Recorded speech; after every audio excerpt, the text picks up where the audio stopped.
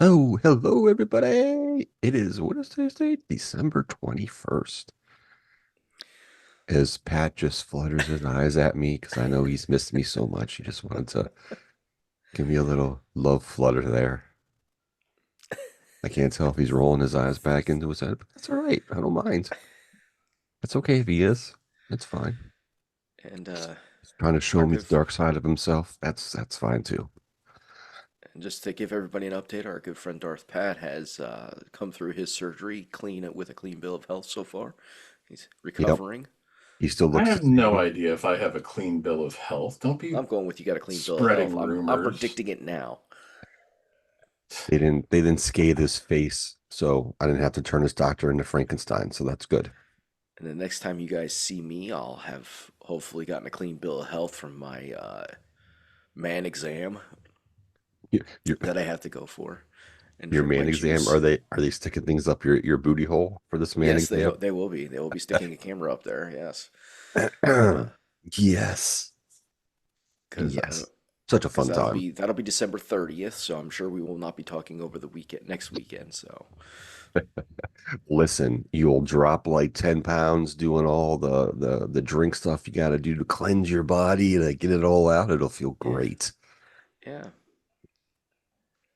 I'm You'll not be on the I'm shitter not several nervous about the times, but it'll actual be good. procedure. The only thing that makes me nervous is being put to sleep because I have yet to wake up like without some kind of disorientation from where I am. Hmm. Mm. So It's not bad. Like, I mean, you do, I think you do have, God, look, I can't remember. Yeah, you do need someone to drive you home. That's for sure. yeah, my wife's gonna do that. She's gonna But be my designated driver, but yeah, and that then we're wasn't gonna bad. instantly. One thing that somebody said to me, they're like, "Go get a breakfast that you really really want, and then go home and just fall asleep." I was like, "Okay, sure." So I'm gonna have her take me to Wawa and get my breakfast burrito because I like a good breakfast burrito. Chow that bitch down and then sit Go on the pass couch and out. go pass the fuck out. Yep. Do you have to use the force on her to get her to do it? Do what? To get her to get you your breakfast burrito? Like Oh do you no, have to do you have to be like, you will get me my breakfast burrito?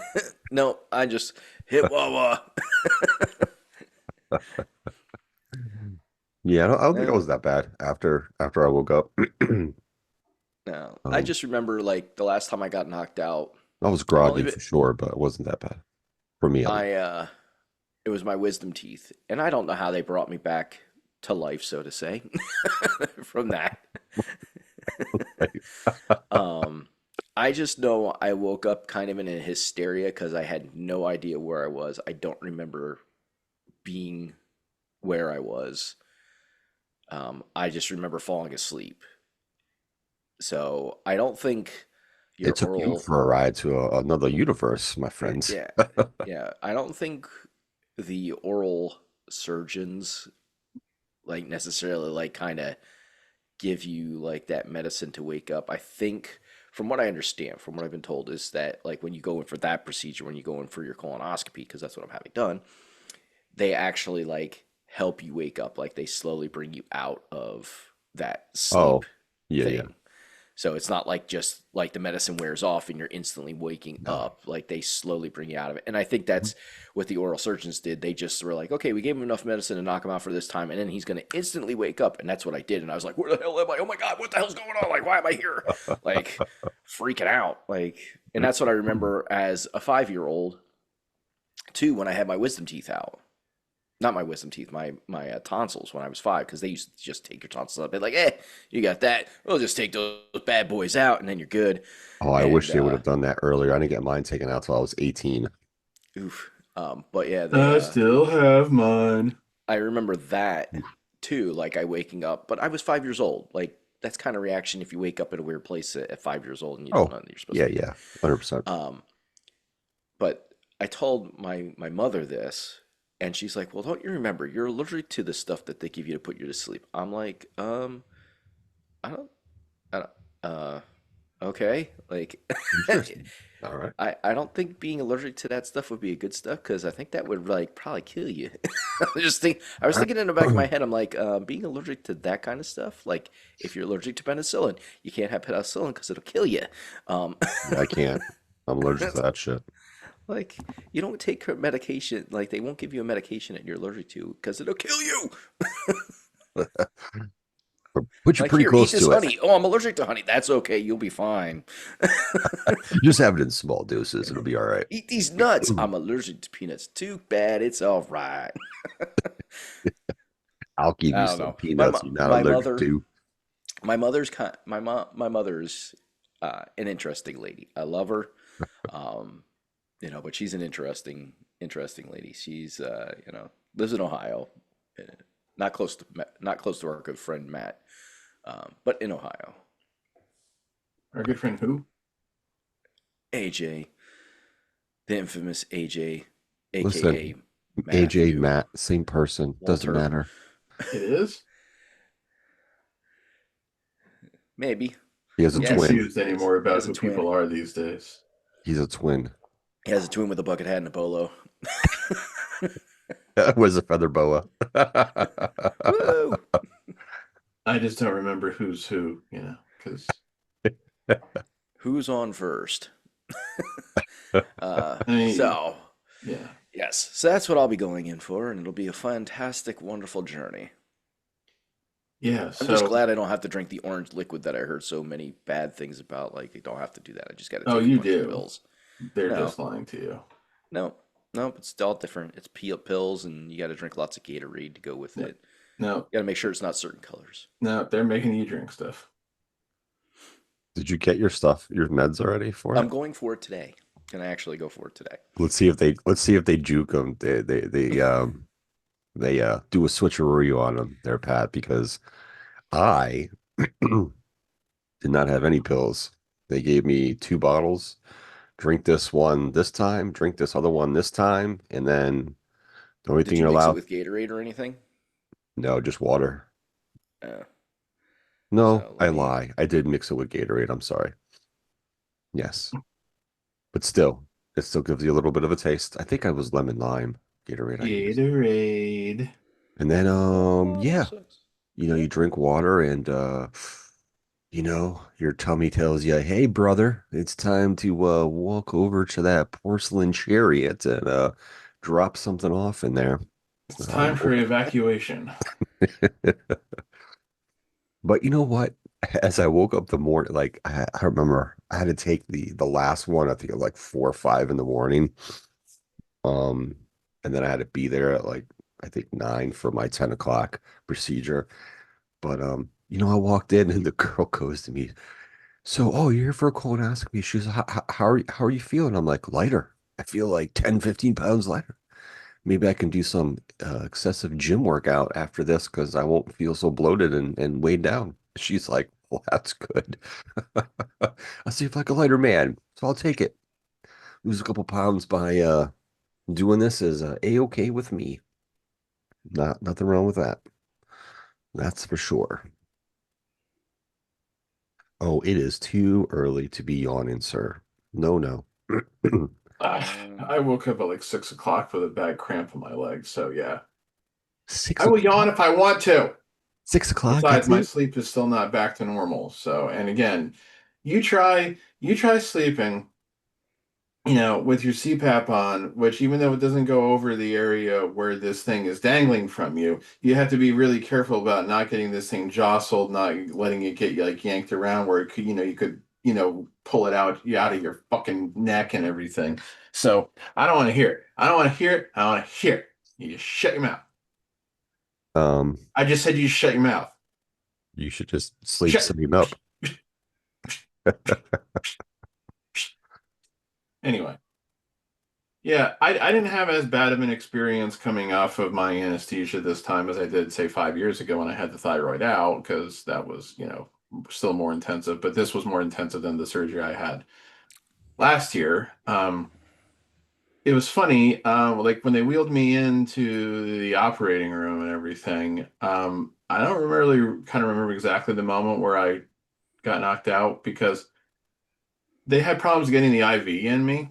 They had to try like 5 separate times to get the IV in me because like they No, kept finding veins easily, but then like they couldn't thread it. So like my veins suck, I guess. that's not Um, good. and I was distracted because I heard them say the word fentanyl Oh, oh, that word. because I presume they gave me some, and like I could tell. I have no fucking clue now, but um, I wanted to be a smartass because of the recent pronouncement about fentanyl and be all like, why are you giving me a weapon of mass destruction? Trying to blow me up. But I didn't do Why that, are you giving me a weapon of mass destruction? well, look, because of the stupid insanity we got going on with like the people who are running like our health department and everything. It's like, when they told me, okay, you got to stop taking aspirin if you have like headaches and stuff, take Tylenol and everything. And I just wanted to say, well, you want me to take something that's going to cause autism?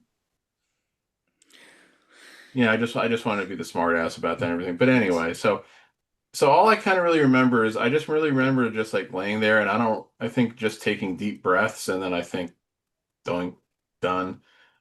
And like my surgery, I think was around noonish. Um, I don't know like exactly Okay. what time they wheeled me in there and everything. And then like when I woke up, here's what I remember about waking up. Um, I was having some kind of a dream. I don't remember about what. I don't remember what was going on. But here's what I remember. Do you I remember what you remember were that I doing? was not me. You were somebody else? Yes. And I really can't ever remember that happening before in any dreams I've had. This I really is don't ever you. remember not being me. You were dreaming of yourself from another universe. Yeah. So whatever it was about, like I said, I don't remember any of the details. Like I just remember all of a sudden I'd be like suddenly like kind of like yanking awake, and it's like, they were like wheeling me out and everything. And the problem, of course, when you come off anesthesia or something like that, is that your mind starts working and your body does not. Mm, very true. Your mind is going full speed and your body is going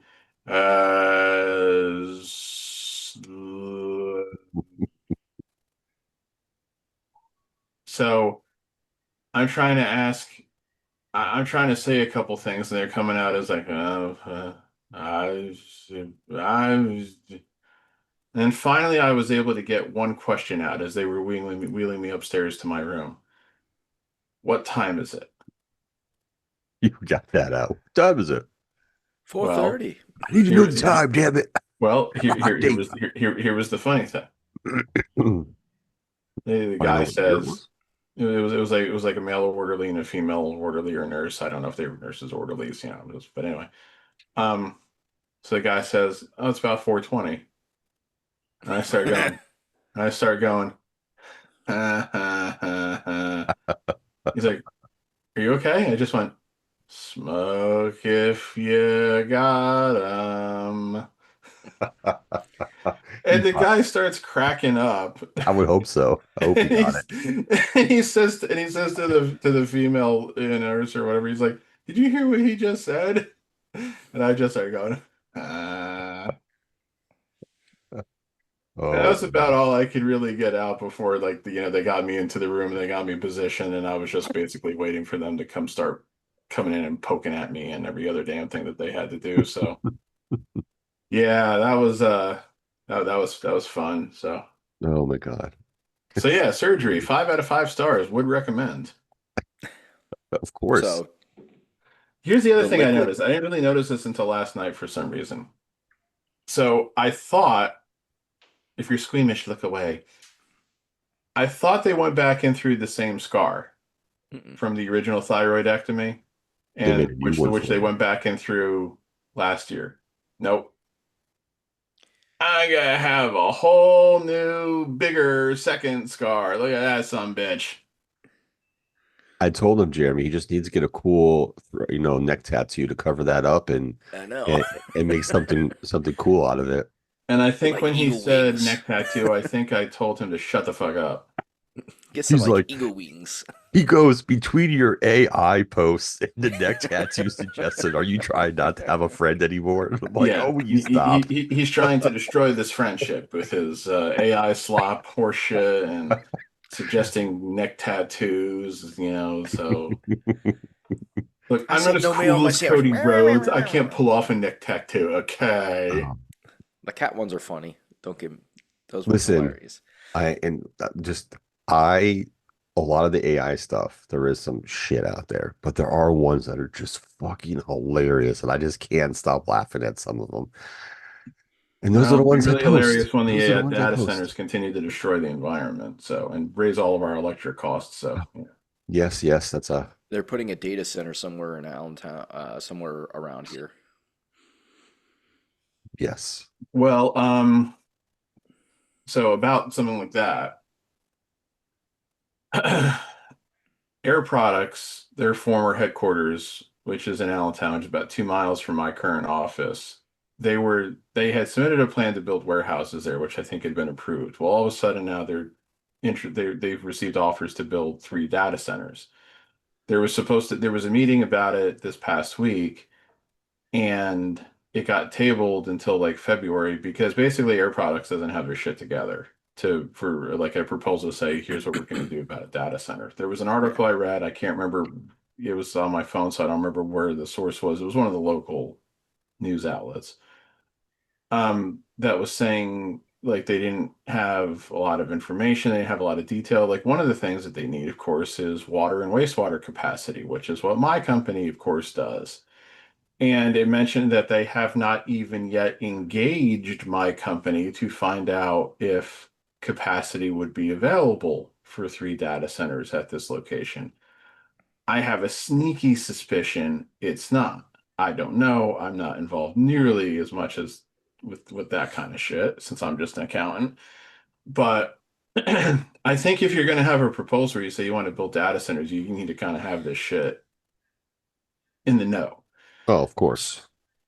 So, like I said, they kind of tabled it until February. Like the people for I don't know if it was considered City Valentine. I think it was actually considered Upper Macungie Township. I think it was. I can't remember now.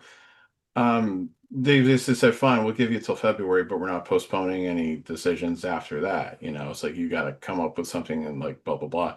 And I guess there was at least enough members of the public who were there to voice their displeasure with it and everything.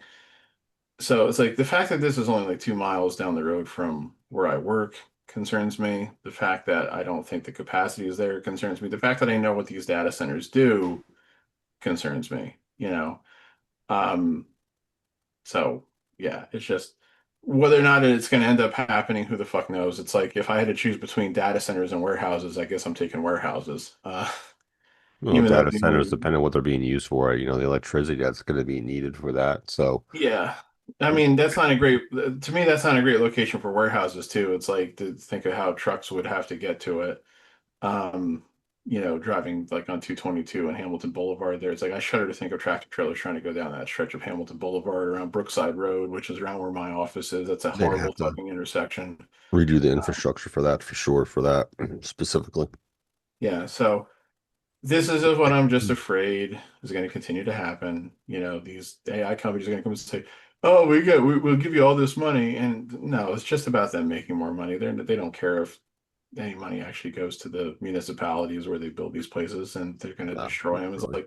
like, just like I think I've mentioned it before. Just go read stories about what these data centers did in Memphis and are doing in Memphis, and so yeah. But anyway, Is it killing the vegetation around these data centers? it's killing a lot of stuff. Hmm. So.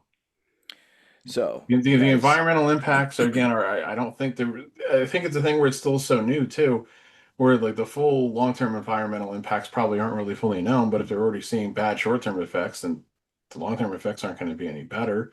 And like No. I said, everybody's costs are going to go up. You're going to be paying more for your electricity. You're going to be paying more for electronic devices and everything soon. It's like you're not going to be able to buy a fucking inexpensive cell phone ever again, even if you do put it on your plan for 3 years or whatever the fuck they do anymore. It's like Yeah.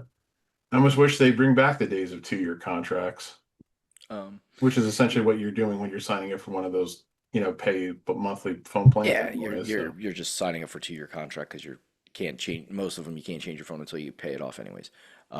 So you guys were asking like what liquid I might have to drink. I have to buy Miralax. That's the liquid that I have to buy. You know what? I bought it and didn't even use it because the shit they gave me, the liquid stuff they gave me, did enough. Yeah, Well, that's I have to get Miralax and what is it? The pills I have to get are Ducolax. So here's I have here's what just I would say about Miralax. It has the same beginning, the same like root as the word miracle, so I think you're okay. so those are the It's two things that I it have to take and get get a 64-ounce bottle of Gatorade. it's a miracle. They make 64-ounce bottles of Gatorade. Well, at least I have so I'll probably have to buy two 32-ounce bottles. Oh, okay. I was I'll gonna get two say different I flavors didn't as think they long as it's made not red or Gatorade. purple. They Usually used reds to. I or wasn't sure if purples. they make Gatorade that big anymore. So, Yeah, they used to. I remember those days. breaking news, Joe. Uh-oh. What, the White Sox? The White Sox have signed third baseman Munetaka Murakami to a 2-year, $34 million contract. I don't know why he picked that team. I have a theory. You're not gonna like it. Um, I just want the pitcher to go to the Cubs. That's all I care about. I'm as fine. per as This per ESPN's Jeff Passan, Murakami, 25, is the single season home run champion in Japan and will bring his prodigious power to a rebuilding White Sox team. Yes, as far as what I know about this guy is prodigious power, uh, and not much else. he has a bad strikeout rate too. Yeah, like But he's a high power, low average type guy who also isn't really a third baseman. but So the other aspect too is Otani's strikeout rate was worse than this guy's when Otani was in Japan as well. So they put some comparisons about this guy on TV the other day. It is what it is. We'll see what he does in America. It's a 2-year contract, doesn't seem much. They only had to pay like a little over $6 million for whatever their negotiation fee, posting fee, where the fuck that is. What do they call it? I forget. yeah, posting fee. Posting fee. So, I mean, listen, the White Sox legitimately have a lot of young players that are on the roster right now that played very well in the second half of the season. Hence why when I put the bet that they would win 60 games or more, he won $185 off that bet. Since they won me 2 games in the last week of the season to get that $185. Wow, that made Um, it so worth it. uh, that was a good $185 I won off a small amount that I bet because of the odds.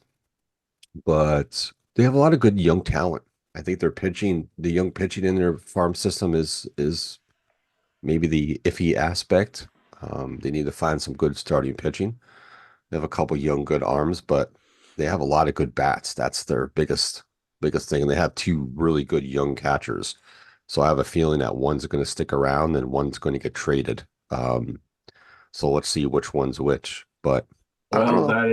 that is the conventional thinking is a word. If you have, a surplus at one position, you deal from that But position. here's the other thing too is during the second half, when one was catching, the other one was in DH. So, that's the other aspect of it. Yeah, so well that's the thing. It's like do you want to And they were because fine DH and they were fine. Both of them seemed fine doing that too. So, yeah, but even in this age of the universal DH, we've seen that there really aren't full-time DHs in a lot of no, not respects. really. Very It's few. like it's still somewhat of a rarity. It kind of depends upon who you got. Like the Yankees more or less have a full-time DH Phillies do.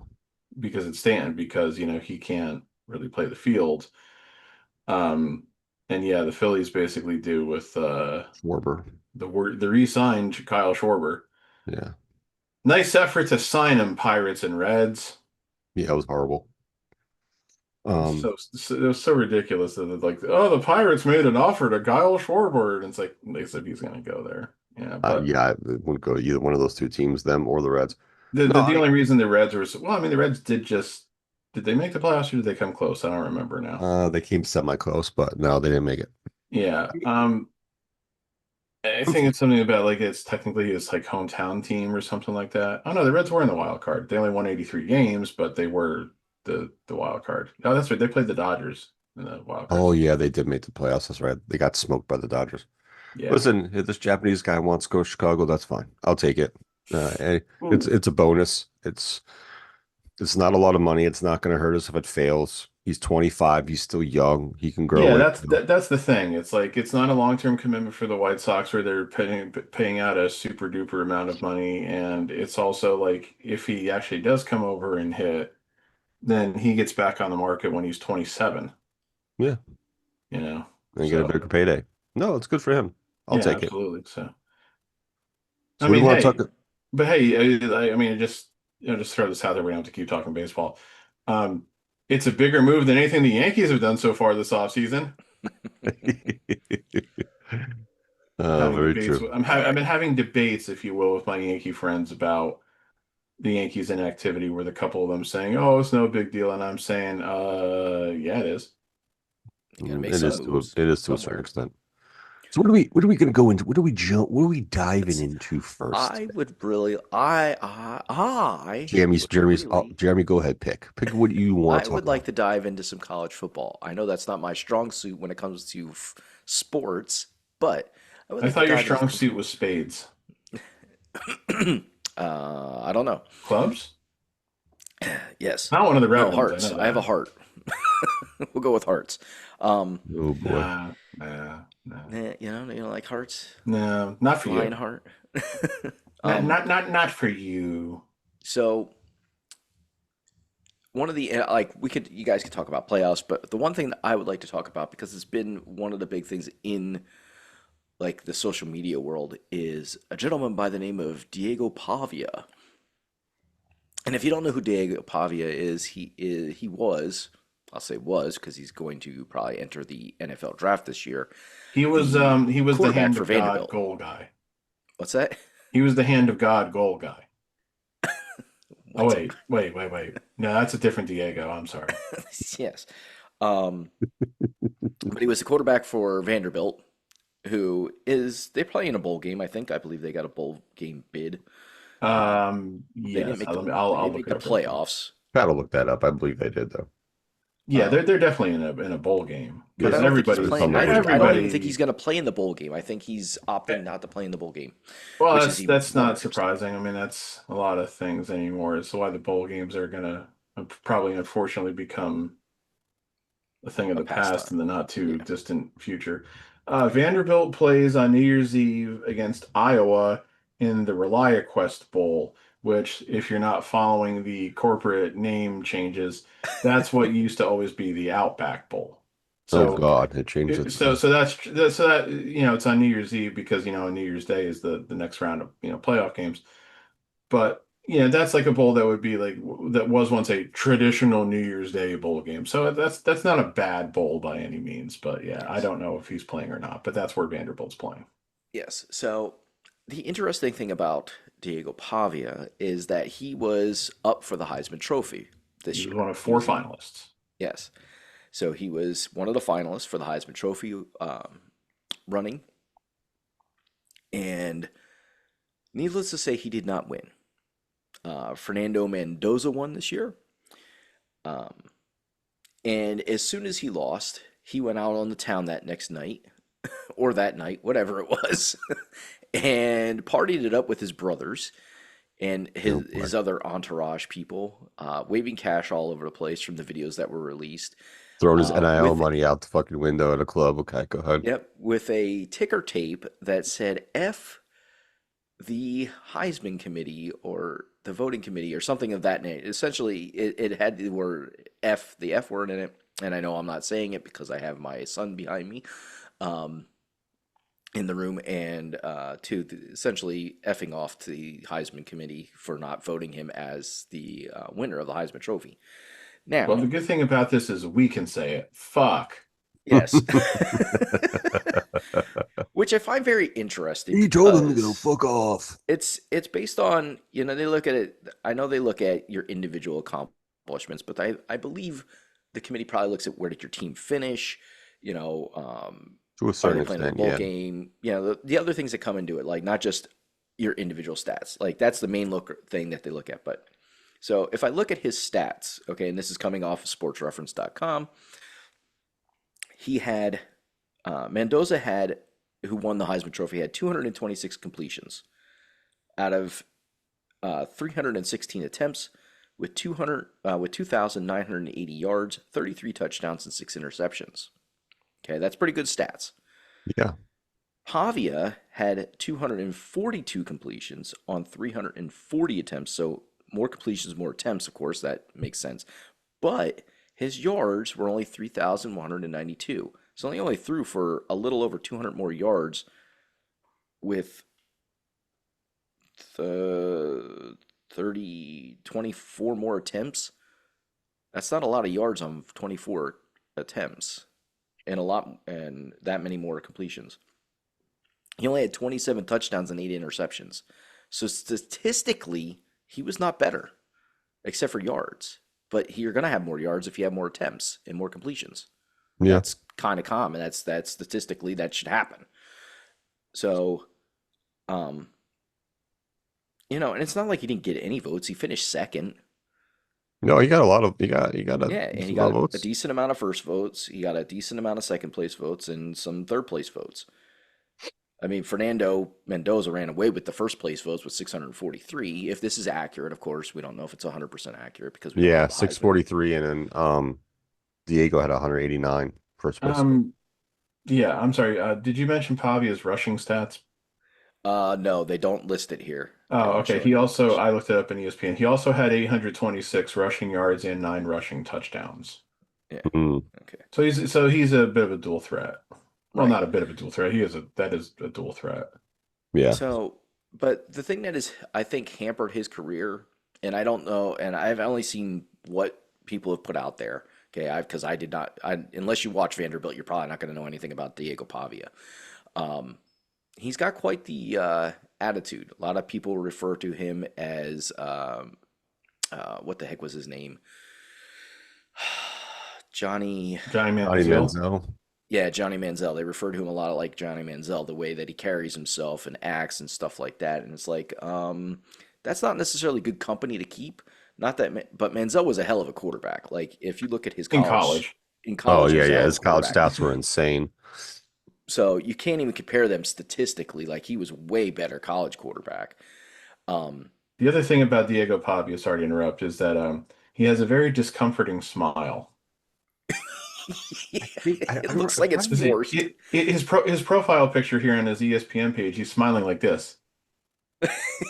I'm trying to remember. I don't know if it was the Pat McAfee show or one of the other ESPN podcasts like he was on, and he was just like Mr. Hype Train. I Yeah, was he just believes like, his own hype. He's definitely I one of those was like, guys that believes his own whoa. hype. I was like, okay, like the Um, confidence was there, but I think the overconfidence was a bit much yeah. from So from here's from him. my thing. Like there's one thing about believing that you should win something, and I get that, and then being disappointed that you didn't get it. Of course. But it's not like he wasn't even in the consideration. He you finished second. You got a lot of votes for first and second. Like it is what it is, whether you agree with it or not. But to go off and say F the committee because you didn't get what you wanted or what you thought you deserved is ridiculous. Like you're already getting NAI deals. You're already a millionaire before you graduate college. Yeah. It's Like because you're fucking that money away, you know. like No, that's true. and the other thing is they list him as 6 foot on Vanderbilt's website. That's what he is Um, also listed on ESPN.com. But as if I'm you sure you're about to look, say, He yeah, doesn't if look you it. watch, if you look at him behind his offensive line, okay, if he's 6 foot, let's say the average lineman's 6'3", there is more than a 3-inch difference between him and his offensive line. I read something, I want to He's probably say it closer was to on 5'10", if not 5'9". I was going to say, I read something, I want to say it was on The Athletic, where it was kind of like looking at the 4 Heisman finalists and what their NFL prospects are. So that was Mendoza, Pavia, He's more like Drew Brees Jeremiah, size. Notre Dame running back Jeremiah Love, and Ohio State quarterback Julian Sayin, who of course doesn't have to worry about that yet because he's not eligible. But that article, I'm pretty sure referred to Pavia as being like 5'9 3/4, Yeah. Yeah, claiming that that's what his actual height is. And there's never been an NFL quarterback who's been able to be successful that short. Never. yeah, What he was Drew can't see over Brees? the line. Drew Brees, I think, was 5'11". Drew Brees, I think I was going to say, is still taller than that. You know, Yeah, I'll Drew look up Brees these real wasn't quick here. 6 foot, but I think he was like 5'11" or 5'10", maybe 5'11". I think he was Why 5'11". do I want to say like Drew Brees, Russell Wilson, or somebody else I'm thinking of who's a Pro, short quarterback. Pro Football Reference lists Drew Brees at 6 foot. Hmm.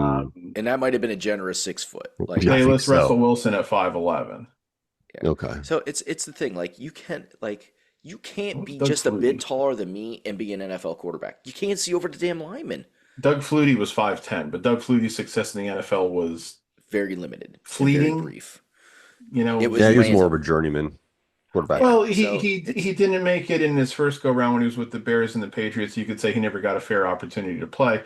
Then he went, of course, to the Canadian League for years, and then he came back and he had a couple successful years with the Bills, and then um, with the Chargers. But by then he was also then 40 years old at that point. So it was yeah. like So it's just it's one of it those. was a nice story more so than a sustained run of It's success. I think with Pavia, I think NFL teams will give him an opportunity to try out. I've But I'm when it not comes sure seen if he's going down to to get it, drafted. when it I comes down to it, he will not make a team. The Athletic in that article that I was mentioning said that he will probably carry a draft grade, as it were, of priority free agent, which means he won't get drafted. And if Right. he does, it's going to be like It'll sixth, be seventh low if he round. gets drafted. He'll get signed as a free agent, would be my guess, and that's where I was Yeah. going. Like, that's what I mean. He'll get an NFL team will give him a try Hmm. to see if he can compete at that level. But the simple fact is, unless he does something spectacular, he's not going to make a team. Yeah. Like, it's not for lack of talent; it's for lack of the game is different at the NFL level. Yeah. And there are It's just certain things different that are just against you. Not everyone can run from people. I remember years ago, Troy Smith, the quarterback from Ohio State, who because won the he's big Heisman too. He's like Trophy. 210 pounds. Like, he's a stocky guy. Like, Yeah. it's not like he's skinny and moving. Troy Smith, who was the Heisman Trophy winning quarterback from Ohio State back in 2006. I remember seeing an ESPN chat with him years ago where it was in the lead up to that draft, to the 2007 draft, where he was a fifth round pick by the Ravens, where he was saying like, like people were asking him like, well, where do you think you're going to go? What do you think you need to work on? Like typical stuff. But somebody who must have been an Ohio State fan took the attitude of like, why do you think people are dogging on you so much, or all this and that? Because again, he wasn't projected as a top pick, and like I said, he was taken in the fifth round. And he was like, I don't really know. I'm not sure what else I have to prove. And it's like, dude, you're 6 foot. You got a lot to prove. That's the problem. And it's like, and if you're not understanding that, then you're not gonna that see that tells me it's like if you don't understand that, yeah, you have for lack of a better term, a genetic disadvantage, you know, and you don't understand that the pro game is so much faster and bigger than the college game, that there's an adjustment and that there's certain measurables that's why they still rely on those measurables and everything. Hmm. You know, you can make it look good in college, but it's not going to look as good again in the pros. But so Troy Smith in his career only played 4 seasons combined for the Ravens and 49ers, started 8 games, barely completed 52% of his passes. So yeah, he wasn't an NFL quarterback, unfortunately. You know, Yeah. just there are certain things you just can't overcome unless you are Drew Brees and you have otherworldly talent, and everything. Unless your So talent Yeah. level's at that next level to overcome being 6 foot and shorter. right. And I don't know that it is with this guy. I mean, it could be, like I said, he'll get a chance, but the bigger problem and that he's now shown is that he has shown he has an attitude, and that's not Right. going to help at the next level either. No, Nope. because you We'll already And see it's got where not. your. what he does at the draft combine, and we'll see how he is in the interviews. That's going to be the key thing right there. I'm Well, here's curious the to see thing how too. he acts. It wasn't just the Heisman thing. I don't know if you recall, but he was sending out social media tweets tagging Donald Trump saying, "You got to sign an executive order to expand the playoffs so my team can get in." Yeah, Essentially, like come on, bro. Don't bring like, politics okay, into first of sports. all, He are you has that nothing to dumb do to with it. understand the way things work? So Um, just to give you another reference, like in regards to quarterbacks, Jalen Hurts is listed at 6'1", which means he's probably a little bit shorter than that. um, and 223. Like, there's a big difference between being 5'9" and 6'1". Oh, Like a oh, huge oh, difference. oh, yeah. So he's got a lot working against him besides the physical stuff. He's got an attitude problem, and I shouldn't say problem. He has an ego about him that he believes like he's bigger than he is. Like, I'm sorry, dude, you went to Vanderbilt. Vanderbilt ain't that big of a program. Like, nobody's looking at Vanderbilt and going, "Oh, Vanderbilt's going to be a national championship contender this year." Sorry, I couldn't I tell you the mean, last time I heard about Vanderbilt being in the talks for a national championship. I mean, Vanderbilt had a good season. They went 10-2. You can say yeah. that, oh, since they were another two-loss team, they could have had they finished 14th. They had a case for being in the playoff. I, of course, say, well, they lost to Alabama and Texas, and their best wins were against South Carolina, LSU, Missouri, and Tennessee. In terms of like where those teams were ranked when they beat them. Well, South Carolina finished 4-8 just because they were ranked number 11 when Vanderbilt beat them. LSU finished 7-5. Don't care that they were ranked number 10 when Vanderbilt beat them. Missouri and Tennessee both finished 8-4. So they didn't have any real strong wins. It's Yeah, like like I said, they lost to Alabama and Texas. They didn't play Mississippi, Georgia, or Texas A&M, the other SEC teams that made the playoffs. So yeah, it's like you're not even like the first most aggrieved team as far as that didn't make the playoffs. So I don't want to hear it. But the other thing with Pavia again, this is he apologized for his F all the voters post. Tirade. His Being a part of bumper the sticker. Heisman ceremony last night as a finalist was such an honor. As a competitor, just like in everything I do, I wanted to win. To be so close to my dream and come up short was painful. I didn't handle those emotions well at all and did not represent myself the way I wanted to. I have much love and respect for the Heisman voters and the selection process, and I apologize for being disrespectful. It was a mistake, and I am sorry. Mm. I am going to be his handler had him write that. I'm going to be the asshole now. Ooh, Pat being an asshole. Let's go. I know, so unexpected. Um, I know. that apology is bullshit. Yeah, it was Okay. lackluster. Like you said, it was something that somebody told him you have to write this And he because you're probably didn't write hurting it himself. I'm you're hurt guessing you're hurting somebody your wrote it for him. potential positioning with the Mhm. NFL. But if he was sorry, you start with I'm sorry. You don't make that at the end of your statement. Yep. You don't and somebody told me long ago, and this is something I've tried to live by myself, and I still struggle with it myself. The more words you need to convey a thought, the more you're just trying to convince someone that you mean what you say. Even if you Mhm. do. If you need to talk more to say Yep. something, you're not as convinced of what you're saying, and you're just trying to convince others. I apply this to Dave Meltzer all the time. When I watch Meltzer clips on YouTube, I always say, why is he taking so many words to try to explain this? And I get people riled up with me, which I find hysterical because anytime that I'm actually bothering to post something like that, it's when Meltzer's going off on some fucking tangent about God knows what. So if you're really sorry, you say I'm sorry first. Yep. This is Hi, kind of a sorry. I'm sorry I got caught apology, which is hysterical because if he hadn't tweeted anything in the first place, he'd have nothing to have apologized for. Very true. Yeah, not a good look for you. And again, it just comes off as total sore loser. Nobody likes sore losers. Nobody wants to hear the guys who didn't win the Heisman Trophy say, "I should have won the Heisman Trophy." I don't think that's um, ever worked for anybody. I like one of the No. more controversial, I guess you could say, I Heisman Trophy results of all time was when Charles Woodson beat out Peyton Manning. I don't remember Peyton Manning saying "F all the voters." Yeah, um, no. That definitely didn't just happen. hypothetically imagine his interview post Super Bowl when they lose. Yeah, we should have won that game. That other team sucks. We got cheated by the refs. um, Well, the one I always remember about that is when back in 2007, when the Giants beat the Cowboys in the divisional playoff en route to upsetting the Patriots in the Super Bowl. Like the next day, then Cowboys coach Wade Phillips was out there saying, after reviewing the tape, I really feel the better team lost. And it's like, Well, no, because if you were the better team, you would have fucking won, motherfucker. I said it's real Yeah. fucking easy to say that horseshit. I said because if after watching the tape you feel the better team lost, why didn't you win? Yep, If absolutely. you were better, why didn't you win? There had to be something that you didn't do right that It made you was the refs, lose. man. It was the refs. Well, I don't recall him blaming the officiating for it, so it's like, but Wade Phillips is an idiot. Anytime Wade Yeah. Phillips was ever a head coach, he always proved that he was woeful as a head coach. He was a great defensive coordinator, but whenever he was a head coach, he always very quickly proved he was a terrible head coach. Yeah.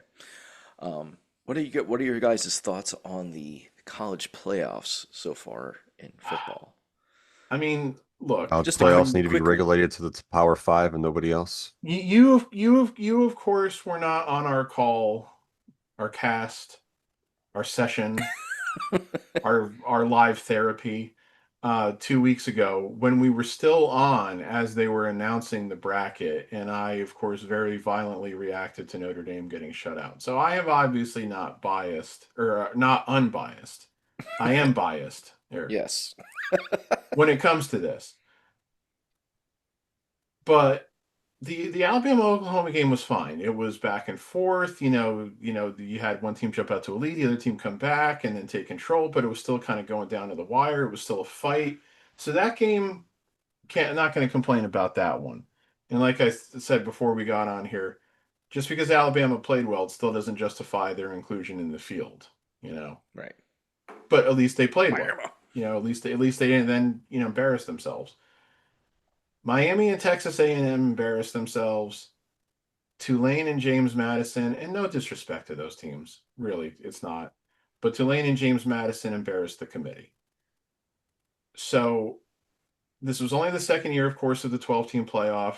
I don't know what tweaks they're making to it next year. I know they're keeping it at 12 teams. I guess Notre Dame gets some kind of guarantee next year if they finish high enough, which looking at Notre Dame's schedule, they kind of better. If they get to finish, There they should be finish in the no there final should be rankings no in the top guarantees. 12. They will Yeah, automatically be put into the There college yeah. football. and here is the problem. There should be no guarantees when it comes to the playoffs. Like No, there colleges shouldn't should be any not get guarantees, guarantees. but so here's the thing. I can't say what it should be like. I'd have to really sit down and think long and hard about this. And the thing is, you're always going to have somebody who's going to be left on the outside, no matter what you do. But and again, we only have 2 years of data of this 12-team playoff. But there's still ways to make it better where those people who are bitching, the stuff they're bitching about is more on them doing what they should have done to make it in and not the committee Yeah, fucking it up. yeah. So they obviously need to refine this because we got again, anybody can have a bad game, and because that Miami Texas A&M game was fucking ugly. You Mm. know, you have a 10-3 game where the team doesn't score a touchdown until what was it, like 3 minutes were left in the game? Yeah, something like that. Less than three. And it's like I'm looking, those are the two teams, of course, that beat Notre Dame. And I'm saying, my God, if Notre Dame lined up against either one of those teams right now, I have no doubt Notre Dame would beat both of them easily. But hey, you should have beaten those teams back in September then. That's just all what it comes down to. In retrospect, again, like I said, the game that Notre Dame needed to win was the Texas A&M game, not so much the Miami game, because the way they blew the Texas A&M game and everything. So again, I said it, Notre Dame is nobody to blame but themselves for not winning either one of those two games. But I Yeah. still feel like Notre Dame was one of the best 12 teams. Yeah. So if next year's setup was done this year, James Madison would have been removed and Notre Dame would have taken their spot. Yeah. So, and now the curious thing, of course, will be to see what happens in the quarterfinals, because last year, of course, the four teams that had the buys all got beat. You know, um, it would be very, very strange if that were to happen again this year, and it's definitely a possibility. I think I already said it to you guys before we got on. Just because of the way I think about things, I kind of fully expect Alabama to beat Indiana. I don't want that to happen, but Mm. it's kind of my expectation. Now the other playoff games, Oregon, Texas Tech, that's a big toss up to me. I could definitely see that game going either way. Mississippi, Georgia, I I think can't see Georgia's going to Mississippi. win that game. I can't see Mississippi beating Georgia. I mean, No, everybody's gonna make a big deal. Oh, Mississippi did what they had to do without their coach who abandoned them. It's like, yeah, but they were playing Tulane. And again, no disrespect to Tulane, but Tulane's not Georgia. no. And then Miami, Ohio State. I mean, it, Miami hasn't been playing overly well since really October in my mind. So I would be surprised if Miami beat Ohio State, even on a neutral field. So I guess I'm definitely expecting one upset. And if you call Oregon, Texas Tech, I could see that too, but I could see that one going both ways. So I don't expect to see all four higher seeded teams lose next week. But Well, it could let's see happen. what happens. It could. I just feel for the playoff, unfortunately.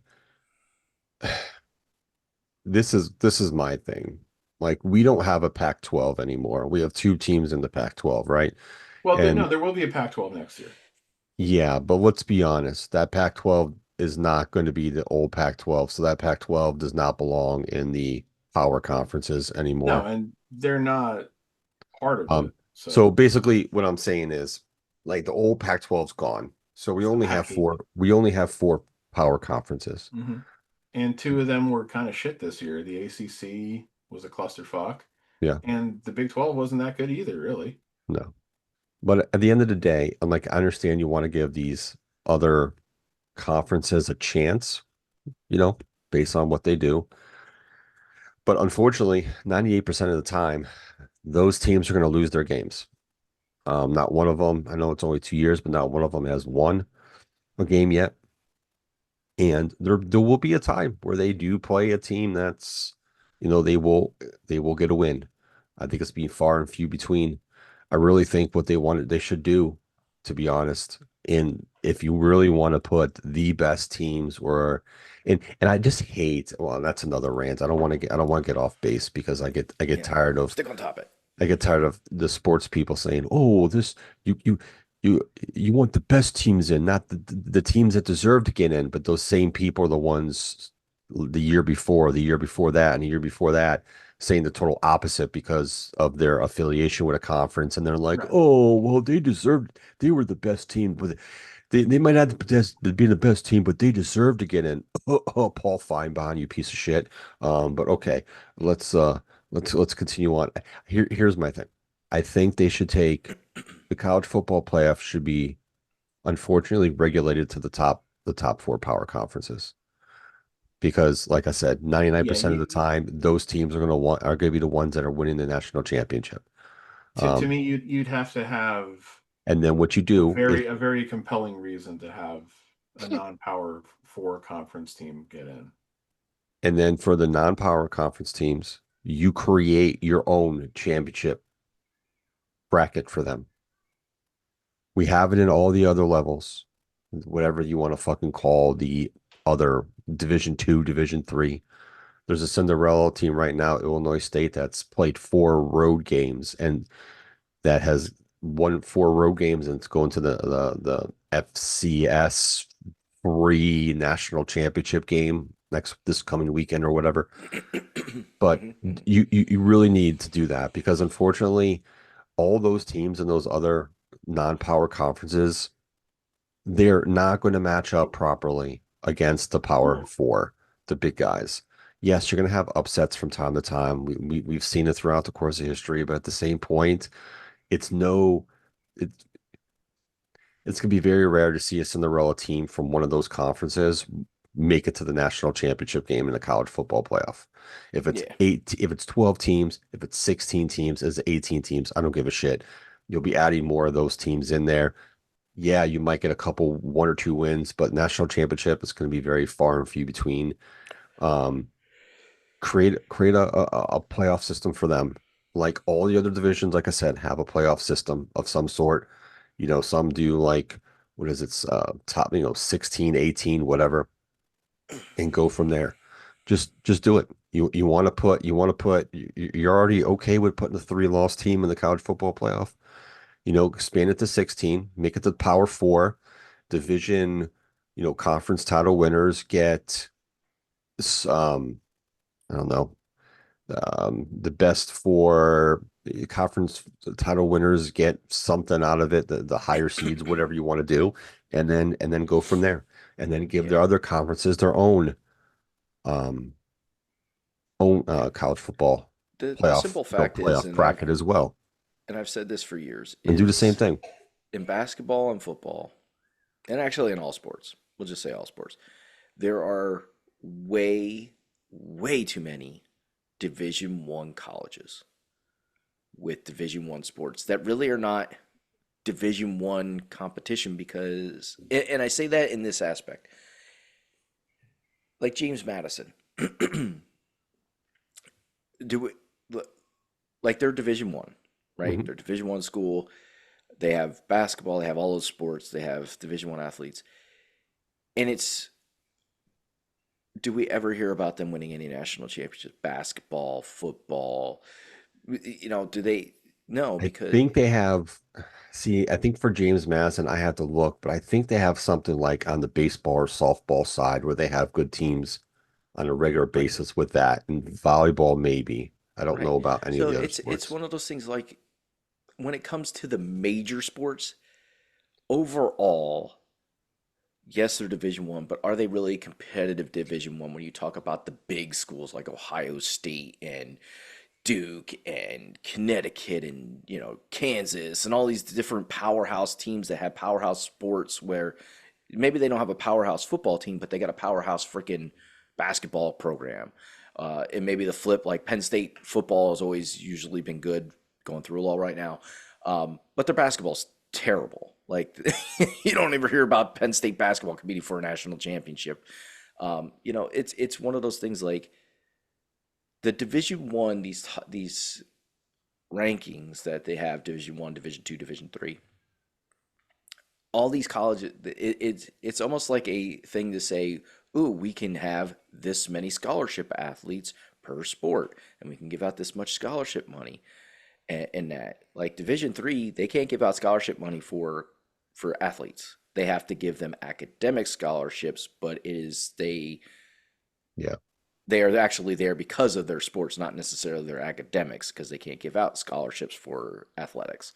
So it's I guess my point would be is, are these Division One schools really Division One schools, or are they just big schools that have lots of money and want to be able to give it away to athletes to be able to provide an avenue for maybe kids to get an education, because that's really what they are. They're a higher learning place, and this is the way they can get more kids in there and maybe give them an education, because they're evidently not completely competing against real, that's the wrong word, but against these actual programs that are really Division One athletic programs. No, no, I understand. So that's my last little piece. Uh, we can move on to another topic if you guys are done talking about college playoffs. I mean, Well, I was just gonna say, I Yes, you mean, got one more thing to go. there's obviously like tweaks that they made from last year to this year because remember, the top four seeds last year were Oregon, Georgia, Boise State, and Arizona State, who were ranked 1, 2, 9, and 12. yeah, Because the thing last year was the four highest rated conference champions get the four buys. yeah, So Boise State was the highest rated group of five team, and Arizona State won the Big 12.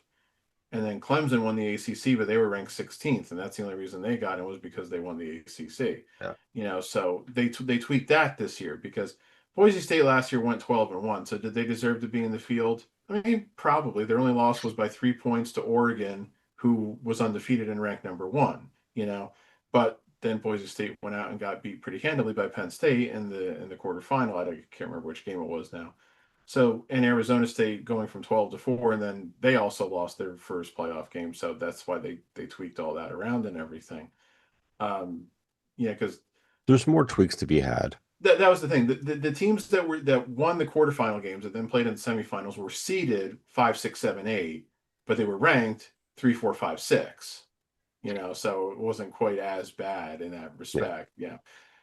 So there was, like I said, there's more tweaks coming, like the whole Notre Dame thing, but yeah.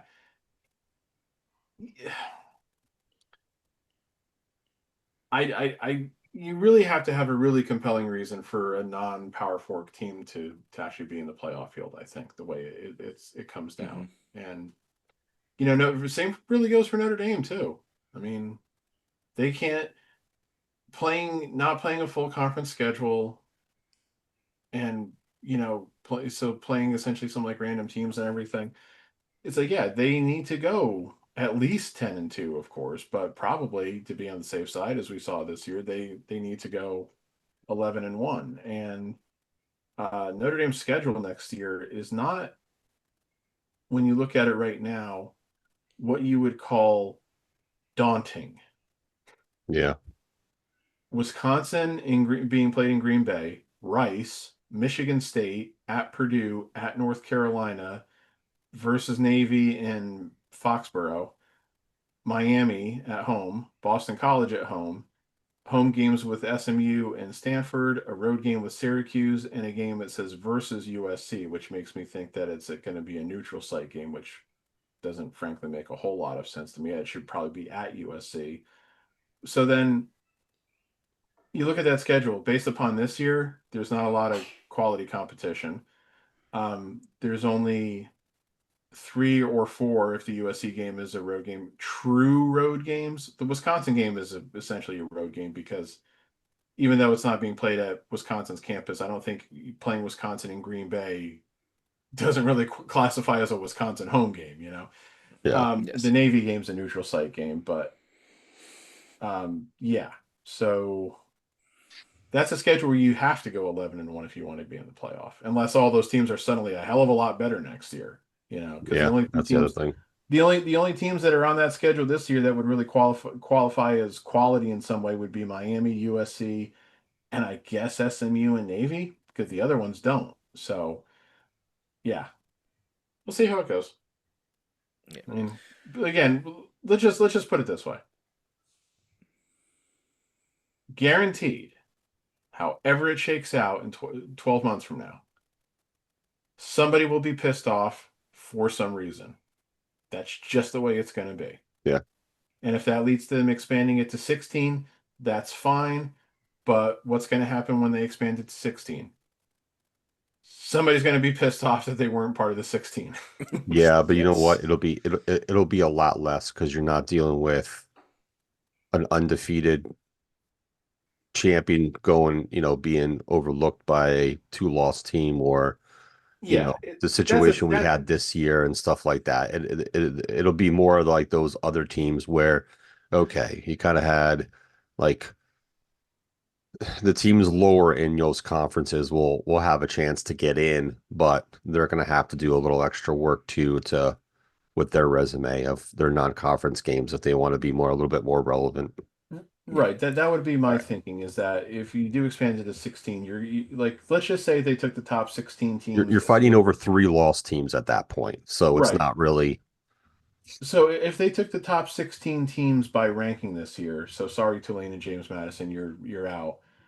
Well, the 6 additional teams then, because we're adding 4 and subtracting 2, would have been Notre Dame, BYU, Texas, Vanderbilt, Utah, and USC. Texas and USC both had 3 losses. Notre Dame, BYU, Vanderbilt, and Utah had 2. So you'd have 3 3-loss teams in that field then, which would have been Alabama, Texas, and USC. And then you could have Arizona, Michigan, and Virginia, who also had 3 losses, kind of whining. Maybe Houston and Georgia Tech as well. And then you may have heard whines from Tulane, James Madison, and North Texas because they had 1 or 2 loss, but again, they were in the non-power conferences.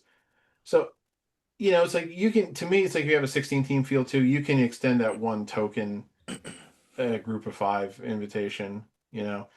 Yeah. Um, I also look at it like this too.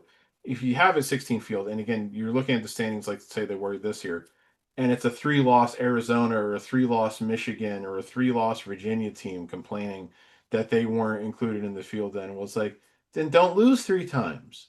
You know what the rules are, you know what the parameters are, you know what you need to strive for. If you say, why does this three-loss team get in over ahead of me? It's like, well, you could have just avoided this by not losing 3 games. This is Yeah. what I was saying about Notre Dame again. If they Notre Dame is ultimately has nobody to blame but themselves for not being in because they lost when they needed to win.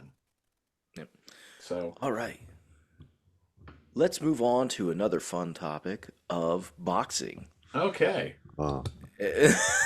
And now Pat can take a nap. And when we talk about boxing, we're going to talk about the most Well, recent no, Netflix I'm sorry. experience of not a real boxer in the name of Jake Paul going against a real boxer by the name of Anthony Joshua. I mean, just as a quick aside, I saw that Andrew Tate creep was also in some Yes. boxing match over the weekend and also got the shit beat out of him. Um, Yes. all I can say about that is I wish it hadn't ended at just the shit getting beaten out of him. Yes. I don't know how that guy's not in a jail right now, but that's besides the point. Anyways, Yeah, that's a whole other topic that I'd rather yeah, not get into. yeah, I I don't want to just get wanted to into point that. out Andrew Tate got the shit beat out of him.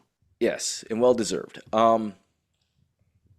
So Joe is much more versed on boxing as far as that goes. I know another topic that I'm not really versed on, but um, I used to watch boxing. I got into boxing when Manny Pacquiao was in his prime. Like that was when I got kind of into boxing and started watching a little bit of boxing.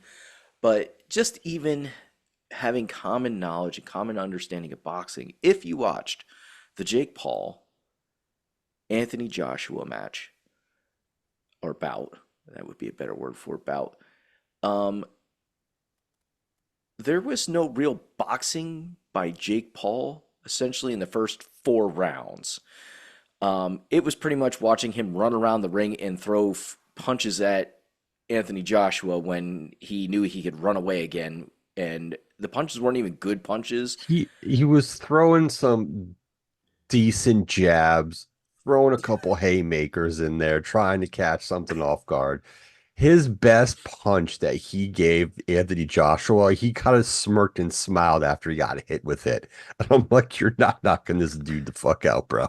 It's Okay, not happening. so Now, the one thing I will say before we can go I ask too this deep, question real quick? I'm sorry. yes, Based upon what you're saying was like what he was doing. Could you maybe make the argument that he was putting on a show as opposed to having a boxing match?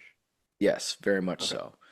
so. Um, Now, I will say this in regards to the differences. Jake Paul is about, I think, weighed in about 40 pounds less than Anthony Joshua. Yeah, he's over And 200 though. there is a huge height difference. Now, there are going to be height differences in boxing matches regardless of weight Your weight class. class. Yeah. Now, would typically Jake Paul fight Anthony Joshua in an actual sanctioned boxing match? Now, this was sanctioned, so they both agreed to it. This had to be sanctioned, right? Right, this one was sanctioned. Oh, it was sanctioned, all right. But if they were both, um, I guess they have to, in order for it to be sanctioned, they have to be actual, like, legitimately, like, in the boxing, like, registered boxers, I guess, would be. Hmm. But Jake Paul was fighting out of his weight class. He would not be considered a heavyweight boxer at his weight No, class, I don't think. technically no. You probably be more of like a light heavyweight or a middleweight, Right, depending on what weight right. he He would wants be a to. class, maybe 2 classes below. Yeah. Yeah, I So never he was remember the fighting boxing technically weight out of class. his weight class, but he agreed to those terms. So if he wants to throw that in there and say, "Well, I was technically," well, you agreed to it, you didn't have to. But he also said, "I will take all comers." And Anthony Joshua was like, "Hello, Hey, and they I'll take you on." listen when they Anthony called Joshua was all, oh yeah? Oh, come all ye faithful. when Anthony Johnson got the phone call, he's like, "Yeah, sure. Let's make it. Let's get make sure everything cross our T's, dot our I's, make sure the money's right, so on and so on." Like, Yeah. listen, Yeah, make here's sure the money's right. That's the biggest Oh, he got paid a shit ton. ton. Yeah. and that's always the most important And here's the qualifier on thing. these things. Was there a lot of eyes on this event? Absolutely. Absolutely. It's on Netflix no matter what. A lot of eyes. I was gonna say, do they know that for sure yet, or about like what the viewing numbers were or Oh, anything like believe me, that? That there's arena enough was packed there's enough Jake Paul haters that they would tune in to see him get just to his face watch him lose. destroyed. Please, yeah. Um, That's why I watched. I'll be same. honest. I I watched later on though because I was doing something else earlier. But here's the thing. I see. I just want to say real quick because you talk about Jake Paul haters and everything. I guess that's just weird to me because I don't, I don't hate watch. I don't get the concept of hate watching. If I hate something, I'm not going to watch it. It's just so okay. Unfortunately, there are some people who put themselves in that position to do the hate watch, and Jake Paul, unfortunately, is one of them. In regards to that, so here's the thing about this. I will give kudos to this aspect of the Netflix specials that Jake Paul has put on. Um, you have showcased, you are showcasing a good undercard. I, Yeah, I will I didn't put see the that way. undercard for this one. The undercard for the disastrous, phony BS Jake Paul Tyson versus fight. Mike Tyson Yeah, match. The undercard was good. Some good up and coming young boxers. And they had that slugfest of a female boxing match on the last one that was spectacular. yeah, and that was a Um, number. That was a second go around for those two. Didn't they fight in a yeah, previous yeah, undercard? that was like round. That was a number. That was round two for them. And then last night, well, not last night, the other night, yeah, the first match, 6 rounds, Henry versus, I forget the other kid's name, a Hispanic dude, good boxer, undefeated. He was just outclassed that fight. Good fight. Then there was, and then here's where it kind of takes a bit of a turn. I the former UFC fighters that have now been going pro, doing pro fights. Anderson Silva versus Tyron Woodley. I I love don't them want to see both. that. It's hard to watch that. You know what I mean? And then Anderson Silva won, and then called out. Um, oh God, what's his name? Who beat him for the title? He called out for work that day. Um, called out what's his name? And I can't think of his name right now. That beat him in UFC. Like one of his first ever losses. But anywho, How are just we seeing supposed to those. take him seriously when he can't remember this shit, Jeremy? I just yeah, it's hard to watch those old UFC guys fight. So that was kind of a clusterfuck. But then the next fight, the best fight of the night was the women's again. Like two times, two Netflix specials with Jake Paul, and the best boxing matches were the women. And kudos to the women. That boxing match was a slugfest. It was really good. And kudos to them for doing the men's 12 round 3 minute fight. Here And he goes again about the women. The and it women in the boxing ring. it does suck though that the one woman had to relinquish one of her titles because they don't recognize the 3 minute 12 rounds. I was like, so what? You're not fighting for that. She's not fighting for that title right now. She's fighting for another one. Like, who cares? And this is where, unfortunately, the WBC, WBA, IBA, whatever, all these belts and how they're sanctioned, Yeah, it's a it's too much. joke. That's a whole nother topic of how these federations and these belts and all this bullshit. It's ridiculous. Um, but no, the best fight of the night was the women's again, and deservedly so. That match was a slugfest. It was fucking awesome to watch. Um, and then so kudos to that. That's the only praise I'm going to give these Netflix specials is you're giving the opportunity to some people to be on the spotlight, and you get another opportunity, and you're giving opportunity to people who already have like a story to have their second or third trilogy, their second or third fight um to be showcased. So kudos to that. But as far as what Jake Paul was doing, I will give him credit that he does train hard. He does take it serious. I just the the fact of the matter is his opponents he fights, I don't take serious. I'm No, just this was besides Tyson Fury, this was the only other true boxer that was currently boxing that he fought. Like fighting Mike Tyson was a joke because one, Mike Tyson just had a heart attack like the year before. That's why they didn't fight earlier, And the whole or thing some with kind of heart condition. the whole thing with the Tyson thing pissed me off because 48 hours and 24 hours earlier, you saw him you saw the videos of Just going Tyson to moving town. perfectly fine. So like why wasn't he doing that in the fight? Like it's off. And I don't care. There's Very a lot of suspect. a lot of that whole fight was off. There's a lot of people who are disappointed. Like I don't care how much you got paid. That was a train wreck and a travesty for Yeah. both of them, unfortunately. So my when I watched this fight with Jake Paul and Anthony Joshua, it was Yeah, he did a lot of leg hugging. yeah, like he fell down and almost like tackled him like multiple times throughout the match. And So like they're like, well, he kept on Joshua kept on pushing him down. No, he was dove it under Joshua and then fell. Like he literally fell a ton of times, like trying to go in and get under Joshua's height advantage and like get in there for like body blows. He you're fell. almost making it sound like it was turning into the Inoki Ali exhibition where it was like, boxer versus wrestler, and Yeah. you It had know that feel.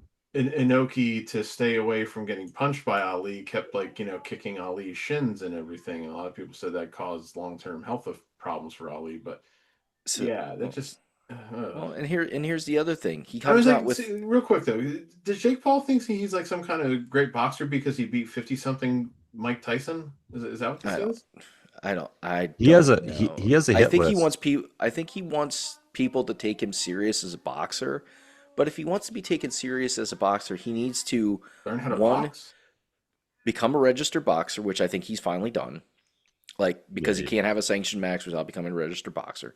And two, he actually needs to start fighting just boxing opponents, like just legit boxing opponents, and stop putting. If he wants to put on his own events, fine, continue to do that. But he has to fight real boxers within his weight class, uh, and that are current boxers. Like he just can't keep taking on random here opponents that he thinks makes it look good. Yeah, here's and again, like just like from what you've described here and everything, it sounds like he actually needs to learn how to actually box. Like Well, here's he it's not like he's does. well, not he going. does know how He to does. actually He does know box. how to box. That's he does. It's just the so here he has an old hit list of people he wanted to fight. This is on his NX. GIB, which he beat. Nate Robinson, former NBA player turned boxer, he beat. Why Ben does he want? Askew. Why does he want to box Booker T? Well, hold on. Oh, Ben I'm Ask sorry. I thought you said GI Bro. Ben Askew, which Ben Affleck. What? Askren, that's his name. Yeah, former UFC slash boxer, average at best. He beat him. Tyrone Woodley, who we beat twice. Canelo, you're never going to beat Canelo. He hasn't had that fight yet. He wants to fight Nate or Nick Diaz. Have fun with that. Uh, Kamuro Usman, another former UFC guy. Like half these guys have striking ability, but it's striking ability in UFC and boxing is totally different. Way different. Tim Fury, which he lost to, right? He lost to Tim Fury. Yeah. Oh yeah, Tim Fury, not Tyson Fury. Tim Fury. Tim Fury. That's He who won. Joshua wants to fight. He wants to fight Tyson Fury. Yeah. Tim Fury, Um, Tyson he Fury. has It's all furious to me. It's he Well, has all Tim Con Fury Tyson is furious. Tyson Fury's younger brother. yeah, he has Conor McGregor on his list. He has KSI on his list. He has Javante Davis, who, mind you, is who he was supposed to fight. And I mind you, you want to talk about a weight difference. So if people try to bitch and complain about, oh, there's such a weight difference between Joshua and Jake Paul. Well, I'm sorry. Javante Davis weighs 135, Yeah. and you're going against a guy who weighs 200. That fight wouldn't have been sanctioned. It would have been an exhibition match because Javante is, oh, and he has his brother Logan Paul on here too as a question mark. I would like to see those two fight because that would be hilarious. But yeah, Let it's them fight. Javante Davis, let me pull him up. Like he is 30 and I can't remember if he has a title right now. Yeah. Yeah, he's the super lightweight title holder right now. He's 30-0-1 with 28 KOs. He's a southpaw. He's 5'5". So 5'5" versus I don't know how fucking tall Jake Paul is. Let me see. I want to say 6 foot, 6'1". Yeah, Jake is 6'1". And he looked like a midget next to freaking Joshua This is because this is Joshua this is 6'6". yeah, and yeah. Here's the thing. So here's Jake Paul's record. TKO gets here's the IEG. Ali Ethan Gibb. He TKO'd him in the first round. Beat Nate Robinson KO first round. Beat Ben Askren first round TKO. Tyrone Woodley split decision 8 rounds. Tyrone Woodley KO in the 6th round. Anderson Silva unanimous decision in the 8th round. Tommy Fury split decision. He lost to him in 8 rounds. Oh, he did fight Nate Diaz. Nate Diaz unanimous decision 10 rounds. Andre August knocked him out in the first round. Ryan So he's also Baldwin. only fighting 8-round fights here.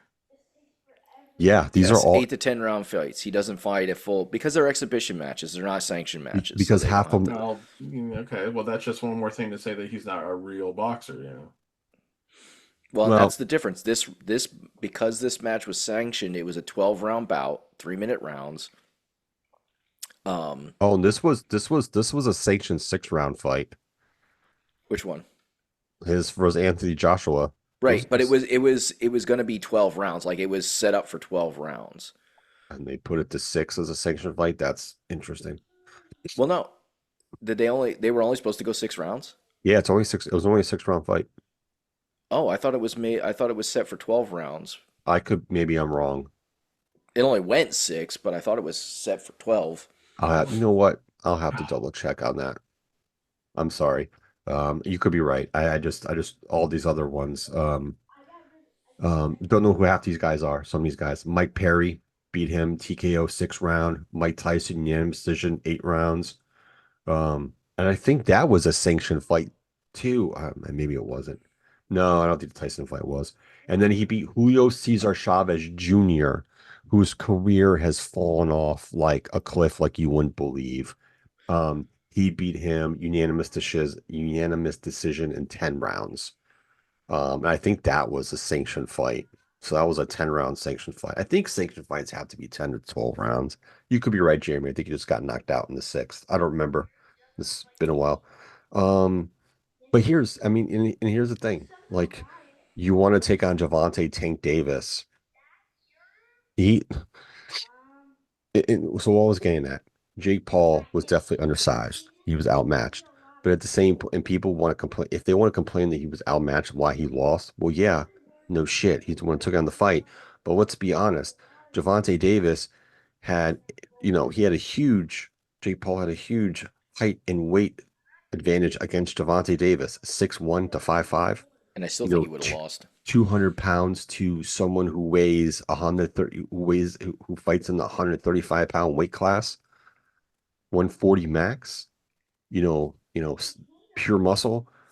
Yeah, he would have had a huge advantage over Javante, but Javante is the way better skilled fighter and smarter fighter. So yeah, Javante could have knocked him the fuck out and fucking made him bleed all over the place. Javante is not a So joke. He is a really yeah. good fucking fighter. So I've the seen other like thing 12 of about his fights. I'm a skilled the fighter. the other thing about that fight, which was interesting, is I've learned that a boxing ring can vary in size. Like they don't have a standard boxing ring. Like it's not Mhm. just like every boxing ring is this size. They were fighting in a 22 by 22 ring. That is huge. And I think that was done on purpose because of the fact that it gave Jake Paul more room to run around the ring and avoid being punched in the face. Even more room to dance and prance. Because a lot of times I think they fight in an 18 by 18. A lot of boxers fight in 18 by I 18, believe so. Yeah. Yeah. which 4 feet all the way around, that's a lot less room. Well, Like the a lot There easier to was get cornered. there was a lot of fights on this card, but they didn't show all these fights on the actual main card. Yeah, so it's one of those things like he set it up for him. Like there's no doubt Jake Paul took into account, okay, I'm outsized, height and weight difference. Like how do I make this a fight that I can last longer and give the crowd a show? Because when he finally did get caught, it was over like real quick. Like Joshua, I don't want to say he took the fight seriously, but actually went on the attack. Like instead of just letting Jake Paul tire himself out running around the ring, Well, it was he over pretty was, quick. yeah, I don't want to hear his conditioning bullshit. He was running around the ring because, like, um, I don't want to hear that as one of his excuses, to be honest with you. And you can tell, like, you could tell Anthony Joshua really wanted to knock him the fuck out in the first rounds. Like the first 3 rounds, I feel like he was waiting for that one sweet shot to fucking like take Jake Paul out. And I Yeah, think after the third round, his corner's like, all right, listen, just, and I was even like, dude, just jab. Just keep your fucking jab going. You got a couple good jabs in. Just keep jabbing to try to cut him off. And I said, and then you're gonna get what you want. And then his corner probably because after the third round, he started jabbing more and he started getting all the ridiculousness from, Jake Paul with the fucking hugging on the leg and falling down and all it that was the bullshit. amount of hugging that was Um, going on. Like every time that it looked like there might be some exchanges of fit, like some exchanges, Jake Paul would just hug every time. Sometimes it was his waist and his legs. Sometimes he was actually tying up the way that most boxers tie up. it was it was sanctioned as round an 8 round 3 minute fight. So Okay, yeah, so it was eight. not full So we total, knocked him out 2 rounds before it was over. So it was right? a sanction as an 8 round And match. he hit him so hard, Pat, that he broke his jaw in two places. The ring was a 22 by 22, larger than the standard 20 by 20. I was gonna say, I know 20 by 20 is like is or was at least the standard I like think sometimes WWE ring size, because I always remember back in the day them talking about like WWE used 20 by 20, whereas like WCW used like I think 18 by 18 or 19 by 19. I think the women use like 18 by 18 and some title fights are 20 by 20, I think, or whatever it is. I forget how that goes. I have to look up the women's, but yeah, they use the 22 by 22. Um, yeah, Joshua had to weigh in under 245 pounds, which he did. I think Jake Paul came in around like 220-ish, somewhere 225, 230, maybe probably like low 220s, but still, He you had to know, weigh under 245 pounds, which he did by weighing 244. yeah. But yeah, like I said, he hit him hard enough in the jaw to break it in two spots. And somebody Yeah. somebody was able to get a picture of it. His front teeth, like his back teeth were like inward, like as if he it was like, damn, dude, like He you had two got fractures. He lost a couple teeth. Yeah. He got that's what the haters wanted to see. and I don't want to see anybody get injured, but No. it was nice to see him fight a boxer that's in their prime that is not just putting on a show, like is there to actually fight. Because you could see the frustration in Joshua's Oh, eyes in that with all the dancing and prancing and the times that he hugged him around the waist, like almost oh my God. Yeah. he took a Jake Paul took him to the ground the one time. I know it wasn't on purpose, but then Jake Paul's like complaining they got kneed in the nuts. I'm like, you watch the Well, replay. yeah. He didn't even get kneed in the nuts. No. That knee went He, in his stomach. he had a knee to his he had a knee to the belly. Yeah. But you had So he's 244 pounds of a man falling on your stomach. Get in my belly. like it was just like, and that's when I was like, because they stopped the round, like they paused the round, allow Yeah. him to take Give him time to his gather 5 minute rest time for however long he and I'm wanted. like, and that's all I was like, I'm watching this, I'm like, this is so he can get a rest because he's tired. Yeah. Like that's exactly what I was thinking. He needs a rest. He's tired. Wants to be able to finish this round. And that was the fifth. I think that was the fifth round because then it came out in the sixth and he got knocked out. Yeah. Here's the thing. Like, if he would have fought Javante Davis at 200 pounds, 199, whatever, it wouldn't have been a sanctioned fight because of the weight difference. Yeah, too much I difference. I will tell you though, Javante would have tired him the fuck out in 2 rounds because Javante like has the stamina of I don't even know what analogy to use, but that dude is a beast for at 135. I've seen a lot of his fights, like definitely over 12 of his fights. That man would have whooped Jake Paul's ass. You know who he should fight? If he really wants to fight another boxer, there's that really cocky boxer And um, Canelo would destroy him too. I don't out understand of why he wants to out fight of Canelo. England. I think he's out of England. I believe he's a black boxer. Shit, why can't I think of his name? The thing about it is, though, he I can't. needs to I stop wish I could. fighting. He needs to stop fighting these showcase fights. No one's going to take him truly seriously until he goes and picks a weight class, middleweight, Oh, light yeah, heavyweight, and actually starts it's the fighting within that division. I Otherwise, mean, this is it's just, pretty obvious that he's just doing this for the money, isn't oh, it? of I mean, course, well, he's a yeah, celebrity. He's a YouTuber who's doing it for the uh, money. and I get it. He Hence why showcases. people want to see his head get knocked off. Yeah, Showcases making a lot of money, but no one's going to take him super serious. Like I take Logan Paul more serious than I take Jake Paul. Like honestly, like in the career paths they've taken, yeah, like Logan Paul really. I'm not a fan of Logan Paul, but he takes his podcast serious. He takes professional wrestling serious from what the guys in the back say. So I give him credit for that, and he's done a great job as a pro wrestler. Jake Paul, on the other hand, yeah, whatever.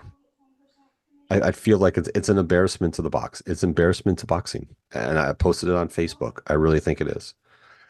I'm sorry. It's the way I feel. You know, um, I've been watching boxing for a long time. I'm 48 years old. I've remember watching the fucking boxing fights, the great fights with Sugar Ray and Hearns and all those fights in the 80s and the fights in the 90s with Tyson and the heavyweights and moving on from there and it just this, you're trying to bring, you know, uh, boxing back to the forefront. You're a boxer. You're giving other people opportunity and that's the gist of it. I'm going to give you credit for because your showcase fights are just it's a joke. The people you're fighting, sorry.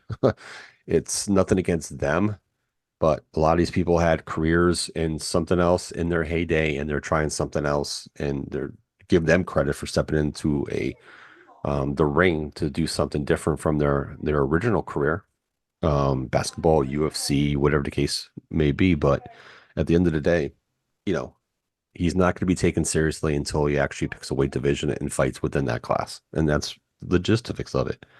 It's not going to happen.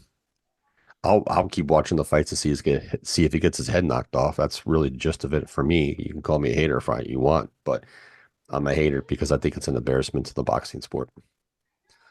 Pretty much. That's my take. yeah. I I just mean, can't again, deal I with it. understand why it's so easy to hate this guy, and I just wanted to point out since you guys didn't mention it, I kept seeing about how he's wearing like these like Hulk Hogan inspired trunks. Oh oh yeah, yeah. He came At out least with Hulk at Hogan least in gear, terms of the completely Hulk Hogan gear. at least in yeah, he terms was of rocking the Hogan gear, yeah, at least in terms of Hogan the color inspired scheme. gear. So I I don't gotta know say if he that's thought that was going to help him. yeah. Well, I mean, again, just because this is the way my attitude has changed about the dear departed Hulkster, I can't help but find that hysterical. So, yeah. Um, whatever. I mean, I'm not, like I said, I'm not interested in seeing anything this guy does. The only reason I'm interested in even seeing his brother is because his brother has always seemed to have like gotten what WWE is, and he knows how to play his role within WWE well. Correct. Would I be upset if I never saw Logan Paul again? No. It's like whatever, but um he's one of the few guys that I think can in the really in the whole wrestling industry right now who I think can actually still generate some legitimate heat. So it's like, it works there. So that's why this is what I'm leading to. Um, I'm seeing a lot of people speculating about how long it'll be until Jake Paul is in WWE now, and I'm like, I think we can handle one. I don't think we need the other. Well, I don't want to. One's good enough. We don't need the other one in there. Yeah. Like, I mean, again, I understand both of them can be like, easily hated and everything, but it's like, yeah, okay, that's great. We only need one. Do we really want to see the Paul brothers tagging with each other? I mean, I don't. So That would be interesting, but as of right now, no. Yeah, I'll pass on that. All right. I think we got one last thing that we wanted to talk about because we are wrestling fans, and somebody had their last match last Saturday Well, of real all quick before time. we get to that, because I just saw this. Every time, So dude. Every th- time. they did this AAA show last night, and the main event was Rey Mysterio and Rey Fenix against Dominic Mysterio and El Grande and Maracano. Yes. And I was gonna say I don't watch Raw religiously anymore. Like I turn it on, but I don't always like pay attention. So it's like I was just thinking to myself, when was the last time El Grande Americano and his cronies was on Raw? Have I missed Been them a years? while. Okay, Yeah. okay. Ray filled in for For Penta, because he's yeah, still hurt yeah. after the yeah. But the Lucha Brothers are coming back at some point. They're coming Right. I back mean as a that's tag obviously team. where it's leading to. But afterward, Grande helped Dom to his feet. Dom pushed Grande aside, gathered up his title belts, and exited alone. Ray offered a hand to Grande. Americano shook on it, and the crowd was eager for a babyface turn. However, Grande brushed off the Lucha Bros to exit. Hmm. Interesting. Interesting. So I forgot I that just was on wanted to throw last that night out too. there Damn it. because whatever. Yeah. I was like, I don't think El Grande Americano should suddenly turn face or No. anything, but No. He needs to stay heel. Him and his three yeah. cronies. It's Yeah. hilarious. You. I think it's funny. Okay, but as Jeremy was saying,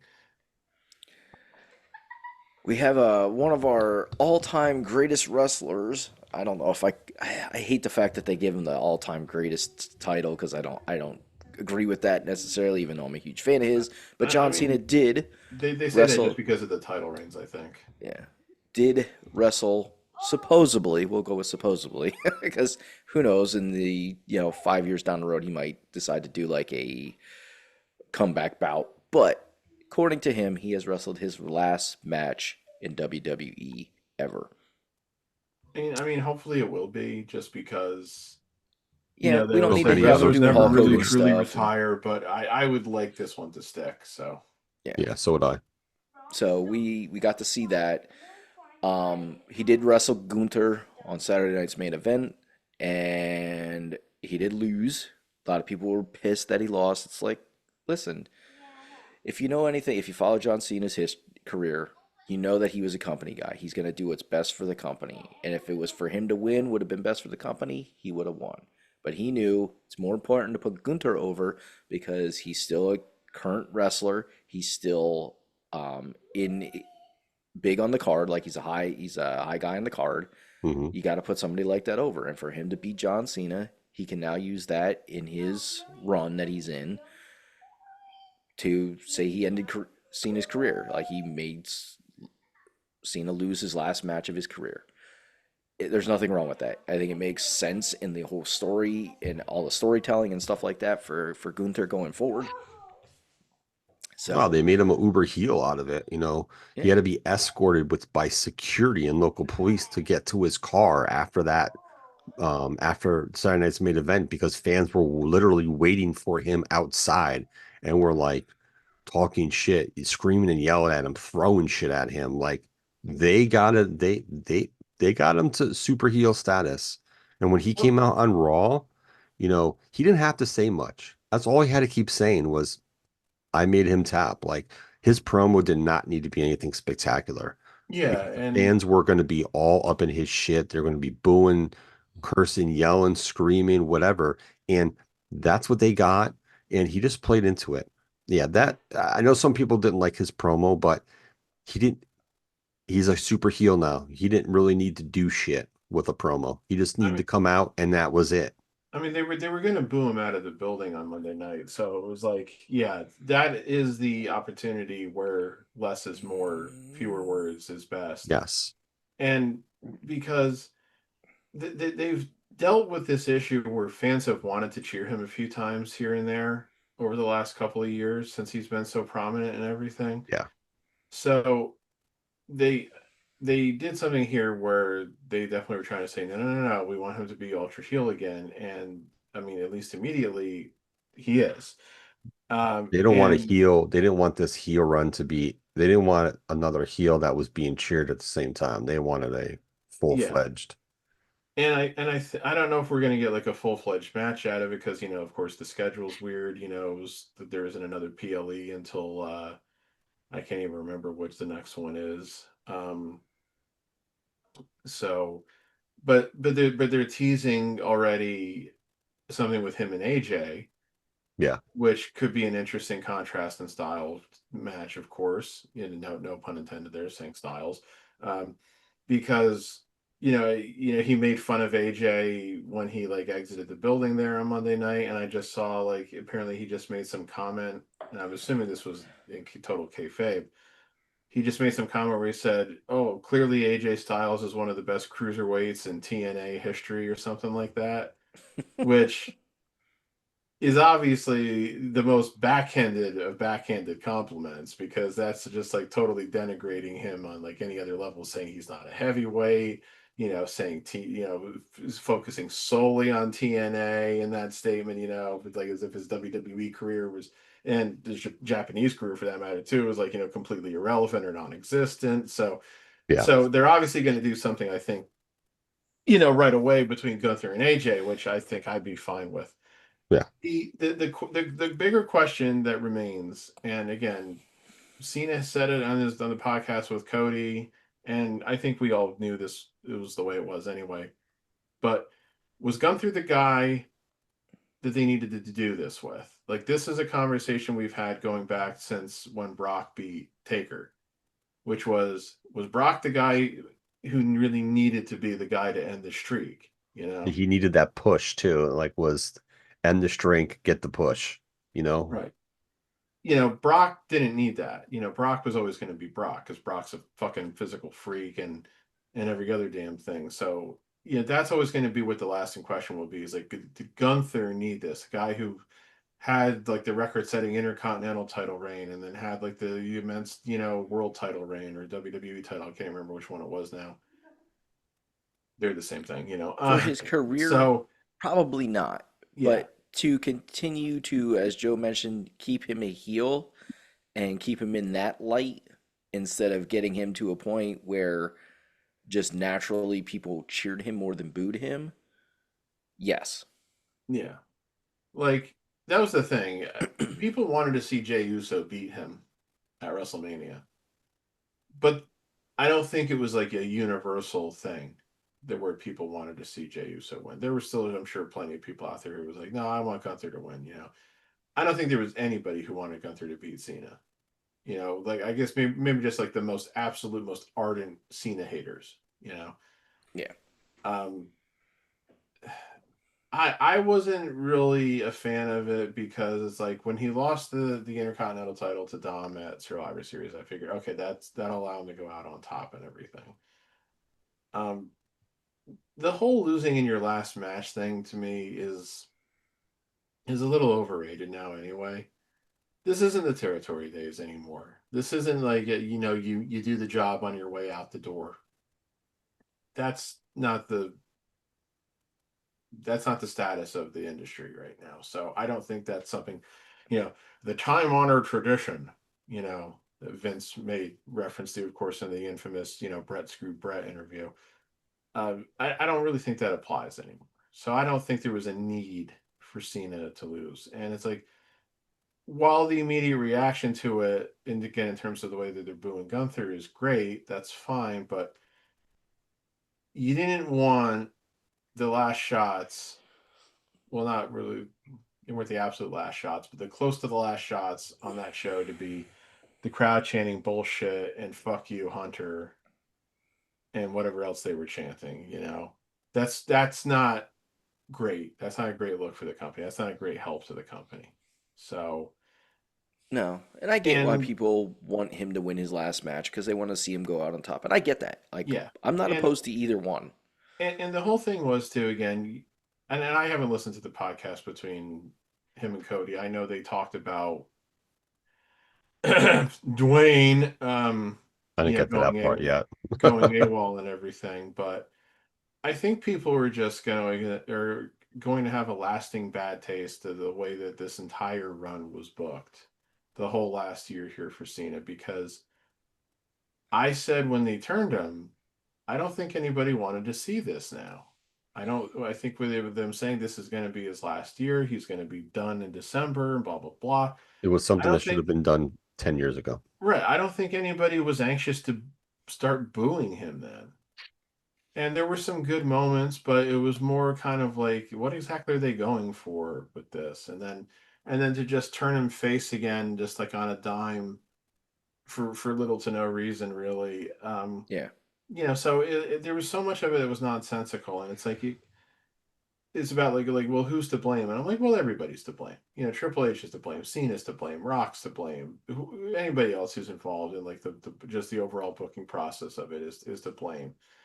Um, so I'm curious to see if there would be any potential like backlash against them. We'll have to wait and see. But I mean, the moment itself, then where Cena tapped was weird. You The know, whole never give up. yeah, never give up. He gives up, even if it was just that he was accepting death in a way, like they said. Like we've seen people draw this parallel Accepting between death. that and well, Obi-Wan Kenobi smiled and lifted his lightsaber up to allow Vader to kill him. It's like, yeah, come on. That's just I Hey, mean, that's Cena's words too. So I know. That's why I brought it up. But I'm also saying, come on now. We're talking vastly different forms of entertainment here and listen, everything. So that's Cena's storytelling. I Love it know, or I hate it. know, but like the moment in the ring then was nice. It's like with everybody coming out.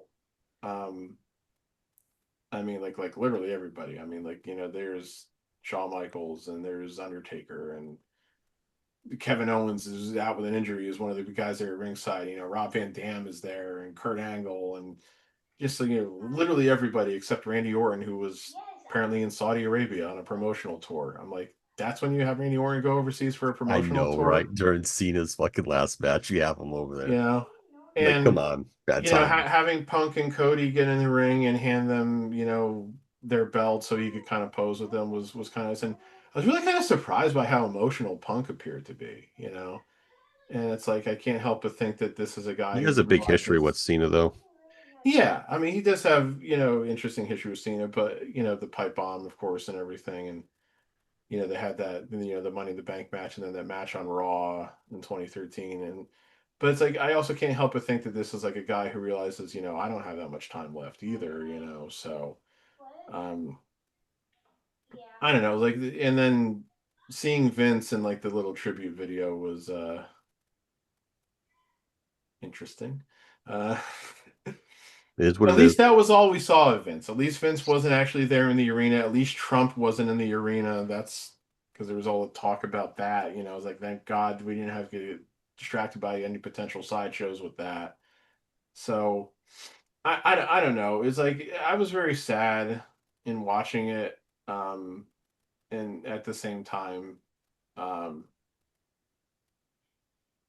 yeah, I don't know. I have mixed feelings. I would have much preferred that he did not lose. Let's just put it that way. I've talked too much now, so Yes. Yes, you have. No. No, yeah. I get it. Yeah. Okay. Well, yeah.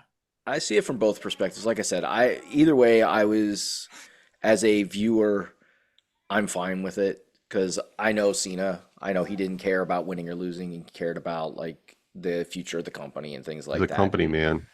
so, like, I get it. Well, except for that time with Nexus, which I'm still seeing people bring up. I know. Yeah. Yes, Nexus was a little bit different. He was also much younger though, too. He was a much younger, athlete in the company. Right, and he's So, and he's gone back and said that he screwed that one up, and I still, of course, to this day say, you know what? The only guys in that group who had star potential became as big as stars as they were going to be. yes. Correct. Yeah, And most of the anybody guys wants in to Nexus try to were argue that point with garbage. me and say, "Oh yeah, you tell me that you saw a main eventer and Heath Slater and Justin Gabriel and Michael Tarver. Come on." No. I will give you this is my emotions as I watched Saturday Night Main Event. Um, I liked all the matches. Like I posted in our group chat. Yeah, I Um, thought the matches overall were good.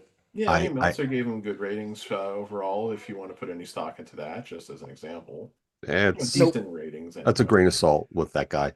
I Of course you thought, do, because he's Meltzer. of course, I thought all the matches were good. The first match, I didn't expect either one of them to win. I had a feeling it was going to be a DQ or something was going to happen. Them inserting Drew, I wasn't a fan of that. I just kind of wanted to see something else maybe, but they threw Drew into that. So to continue that storyline, I don't think the storyline needed to happen at that time, but kind of then looking back at it, you know what? Fine. Let's They continue weren't that going to beat. They story. weren't going to beat Cody, and they didn't want Obafemi to take a loss either. So, Correct. in that respect, So, it makes sense.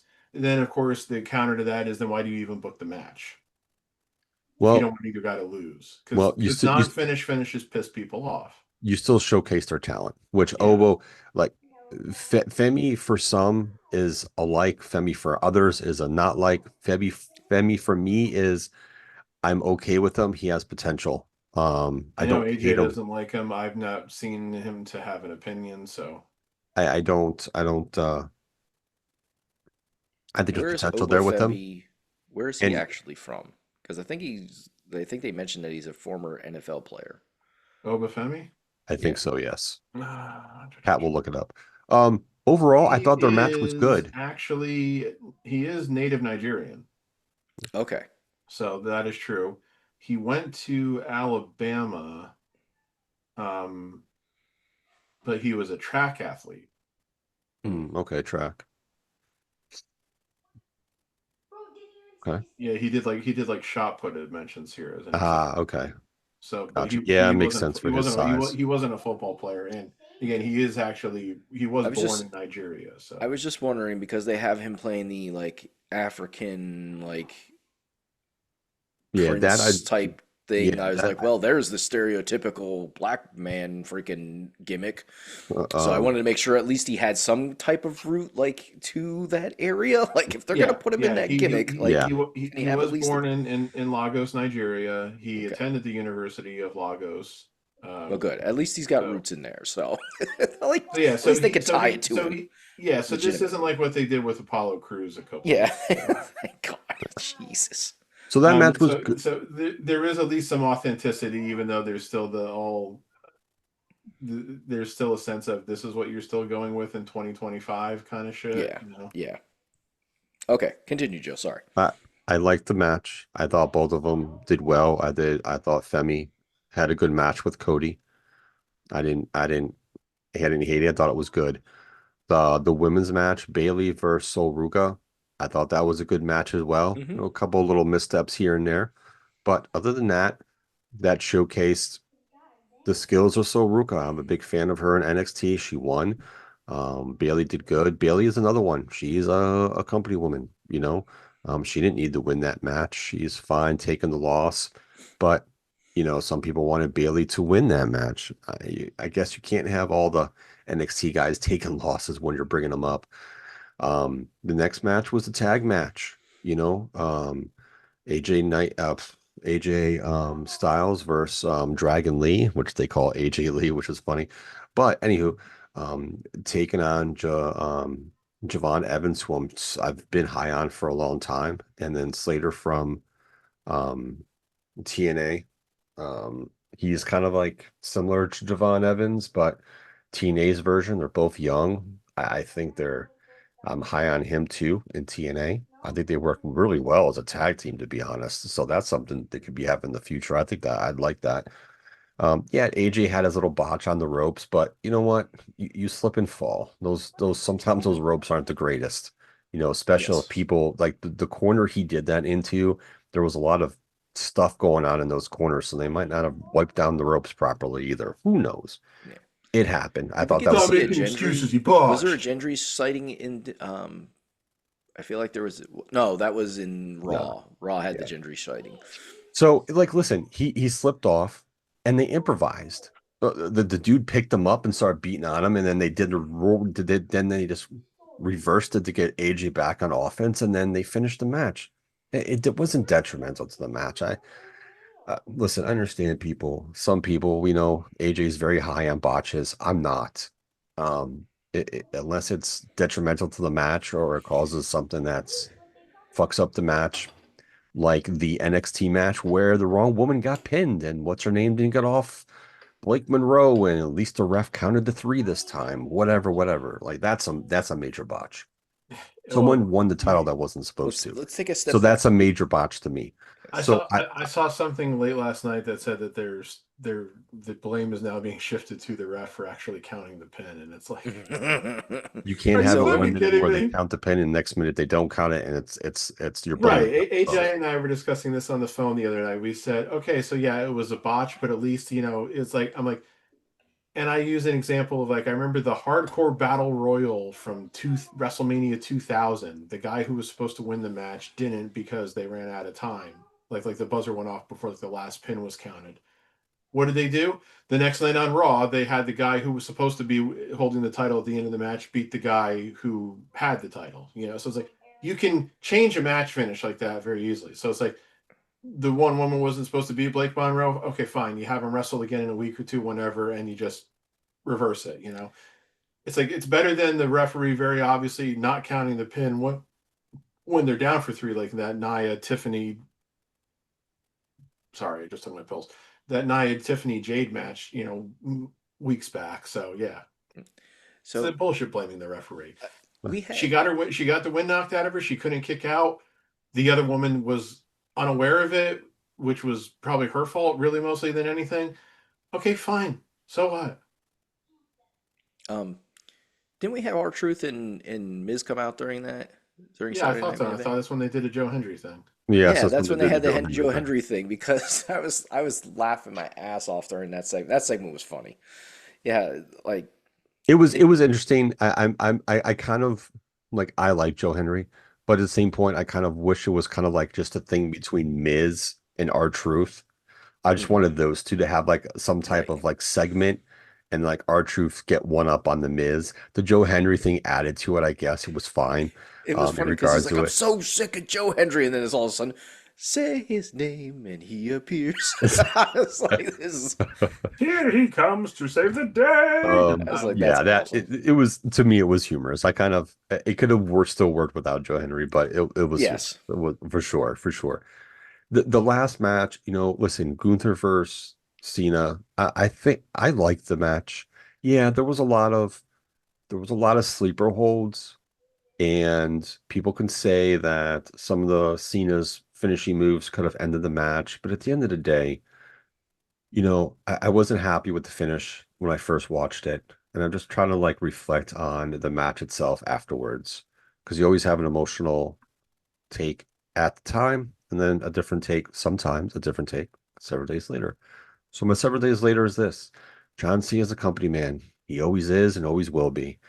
So he went out the way he wanted to. He put Gunther over because they needed to for multiple reasons, and he was the chosen one for this. And he went out the way he wanted to. Like or dislike his storytelling with the Obi-Wan Kenobi stuff, that's what he wanted to do. Really. I mean, that's what he wanted to do. That's what he wanted to do.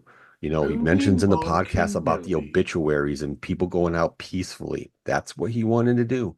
Yes, people are still pissed about, also loyal to respect, never give up, and he tapped out.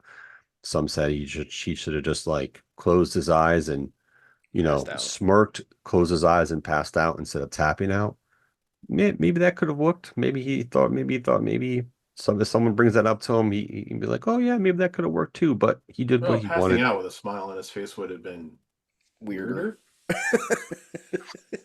He smiles as he falls asleep. Oh, it's okay. Yeah, I mean, it would have looked like he enjoyed what was Hey, happening. This is so good. Ugh. hey, it's a finish, right?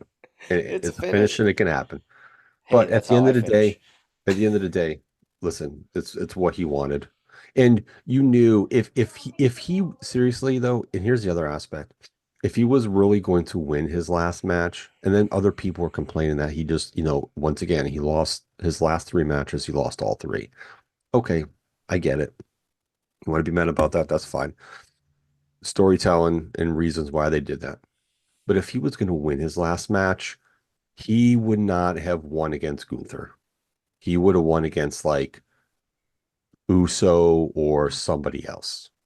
Yeah. It wouldn't have been Gunther. It would have been maybe one of the faces. Like even I don't think if they wanted to put over LA Knight, you know, some it would have been like Jay, someone like that. That's the veteran. That's a face that him losing losing the Cena in his final match isn't going to hurt him. So, and they didn't go that route.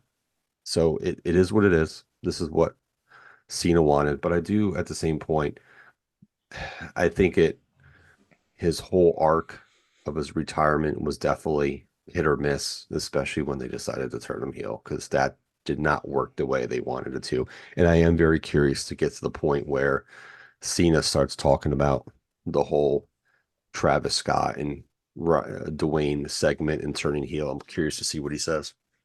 I I kind of doubt he's ever going to elaborate more on that. But I mean, Maybe one day. I'd very much want him to because I'm gonna be blatantly honest, and I think I've said this before. I very much want to hear somebody say Dwayne fucked everything up because it's very hard to understand how it wasn't that.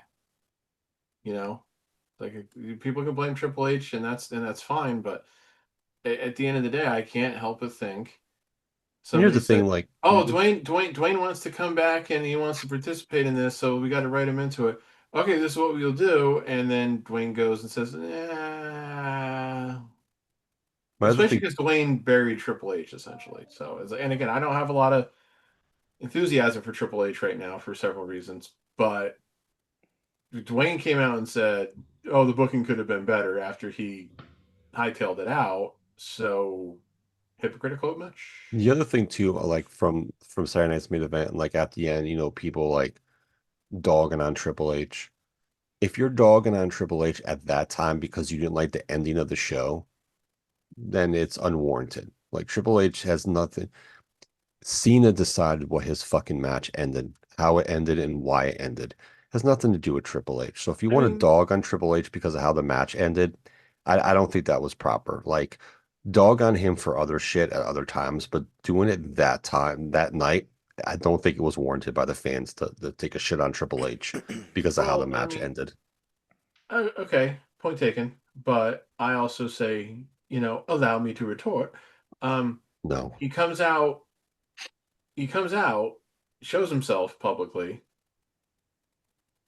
It doesn't really matter if it's just about what happened that particular match. If you got beef with him, yeah, fucking give it to him. Let him hear it. That's called feedback. I got beef. Well, I know. But my thing is you're taking away from Cena at that point. You know what I mean? Like you're gonna take your time to dog on Triple H when it's still Cena's moment. They did dog on him more in the post show. What were they doing? They were doing like AEW chants, I think, in the post show. Yeah, Um, now see that's when you take that I didn't take I heard about that and I didn't take that seriously at all because anybody who's chanting AEW at Triple H then first of all you were doing it on the post show or whatever. wait till the post show to dog him. Don't do it still when it's Cena's Well, time. all I'm saying is like those AEW chants are completely meaningless. So it's like that's trolling, you know. No, I know. But I just didn't like the fact that they were giving it to him when it was still Cena's moment. I just thought it wasn't warranted at that time because you're taking away from Cena still. So that was my take in regards to Yeah. that. Yeah. Take two. Take three and a fourth. All right.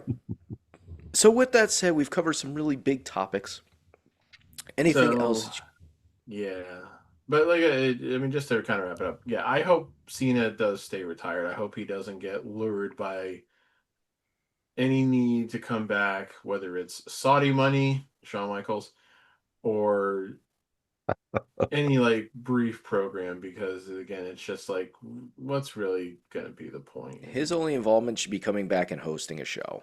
Well, he's an ambassador. I think he signed an ambassador contract or Legends contract in Oh, regards to something with that. But yeah, I'm sure he will be. I mean, I don't have no idea what his contract terms were. I mean, I'm sure people are already going to say, "Oh, well, shouldn't he be the headline inductee into the Hall of Fame this coming year?" And yes, he probably should be, but I don't know if he's I have a feeling they'll I don't know if wait he's that for the going following to be year. available or not or anything. And of course, I would also say, um, well, they already have their headline inductee for the Hall of Fame next year. It's Stephanie McMahon. True.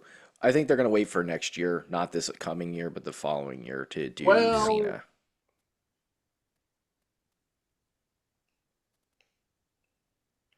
Why do you say isn't that? WrestleMania 2027 in Saudi Arabia?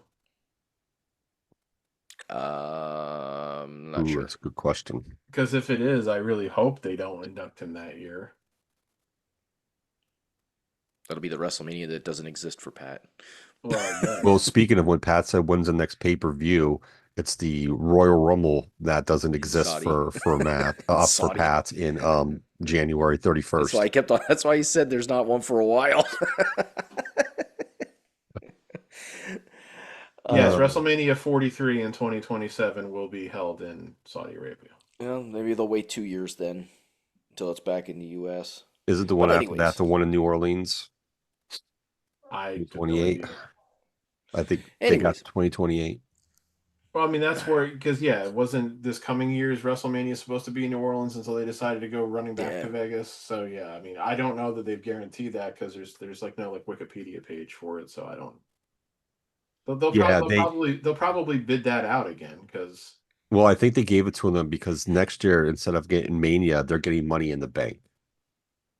yeah, New Orleans. WrestleMania 44. WrestleMania has not been officially announced, but speculation points to it likely happening in 2028. Oh, really? Yeah, I think they all were right, supposed to give it to them. By all who? right. Yes. So with that said, we covered a lot of topics. We had some fun. Talked about some controversial stuff as far as like the controversies in college We didn't football, talk and about the biggest controversy of all, though. that's all right. We don't need to. And I don't know what you're talking Regular about. anyways. pudding or sugar-free pudding? Bet you didn't see that one coming, did you? Or Harley Quinn pudding. Yeah, okay. Okay, that's just Weird. uncomfortable. You Yeah. don't, if you don't know, you guys aren't We don't know. competent, then. All right, get out of I here. know we what you're don't know. talking about, but I don't know why you brought it up. Yeah. Because it has I to do don't with know. pudding. I don't know. So anyway, we had a fun time. We hope you had a fun time. Hope you watched the whole entire episode, got something fun out of it because we had fun talking about it. Just laugh at And us. as always, we hope you finished with us.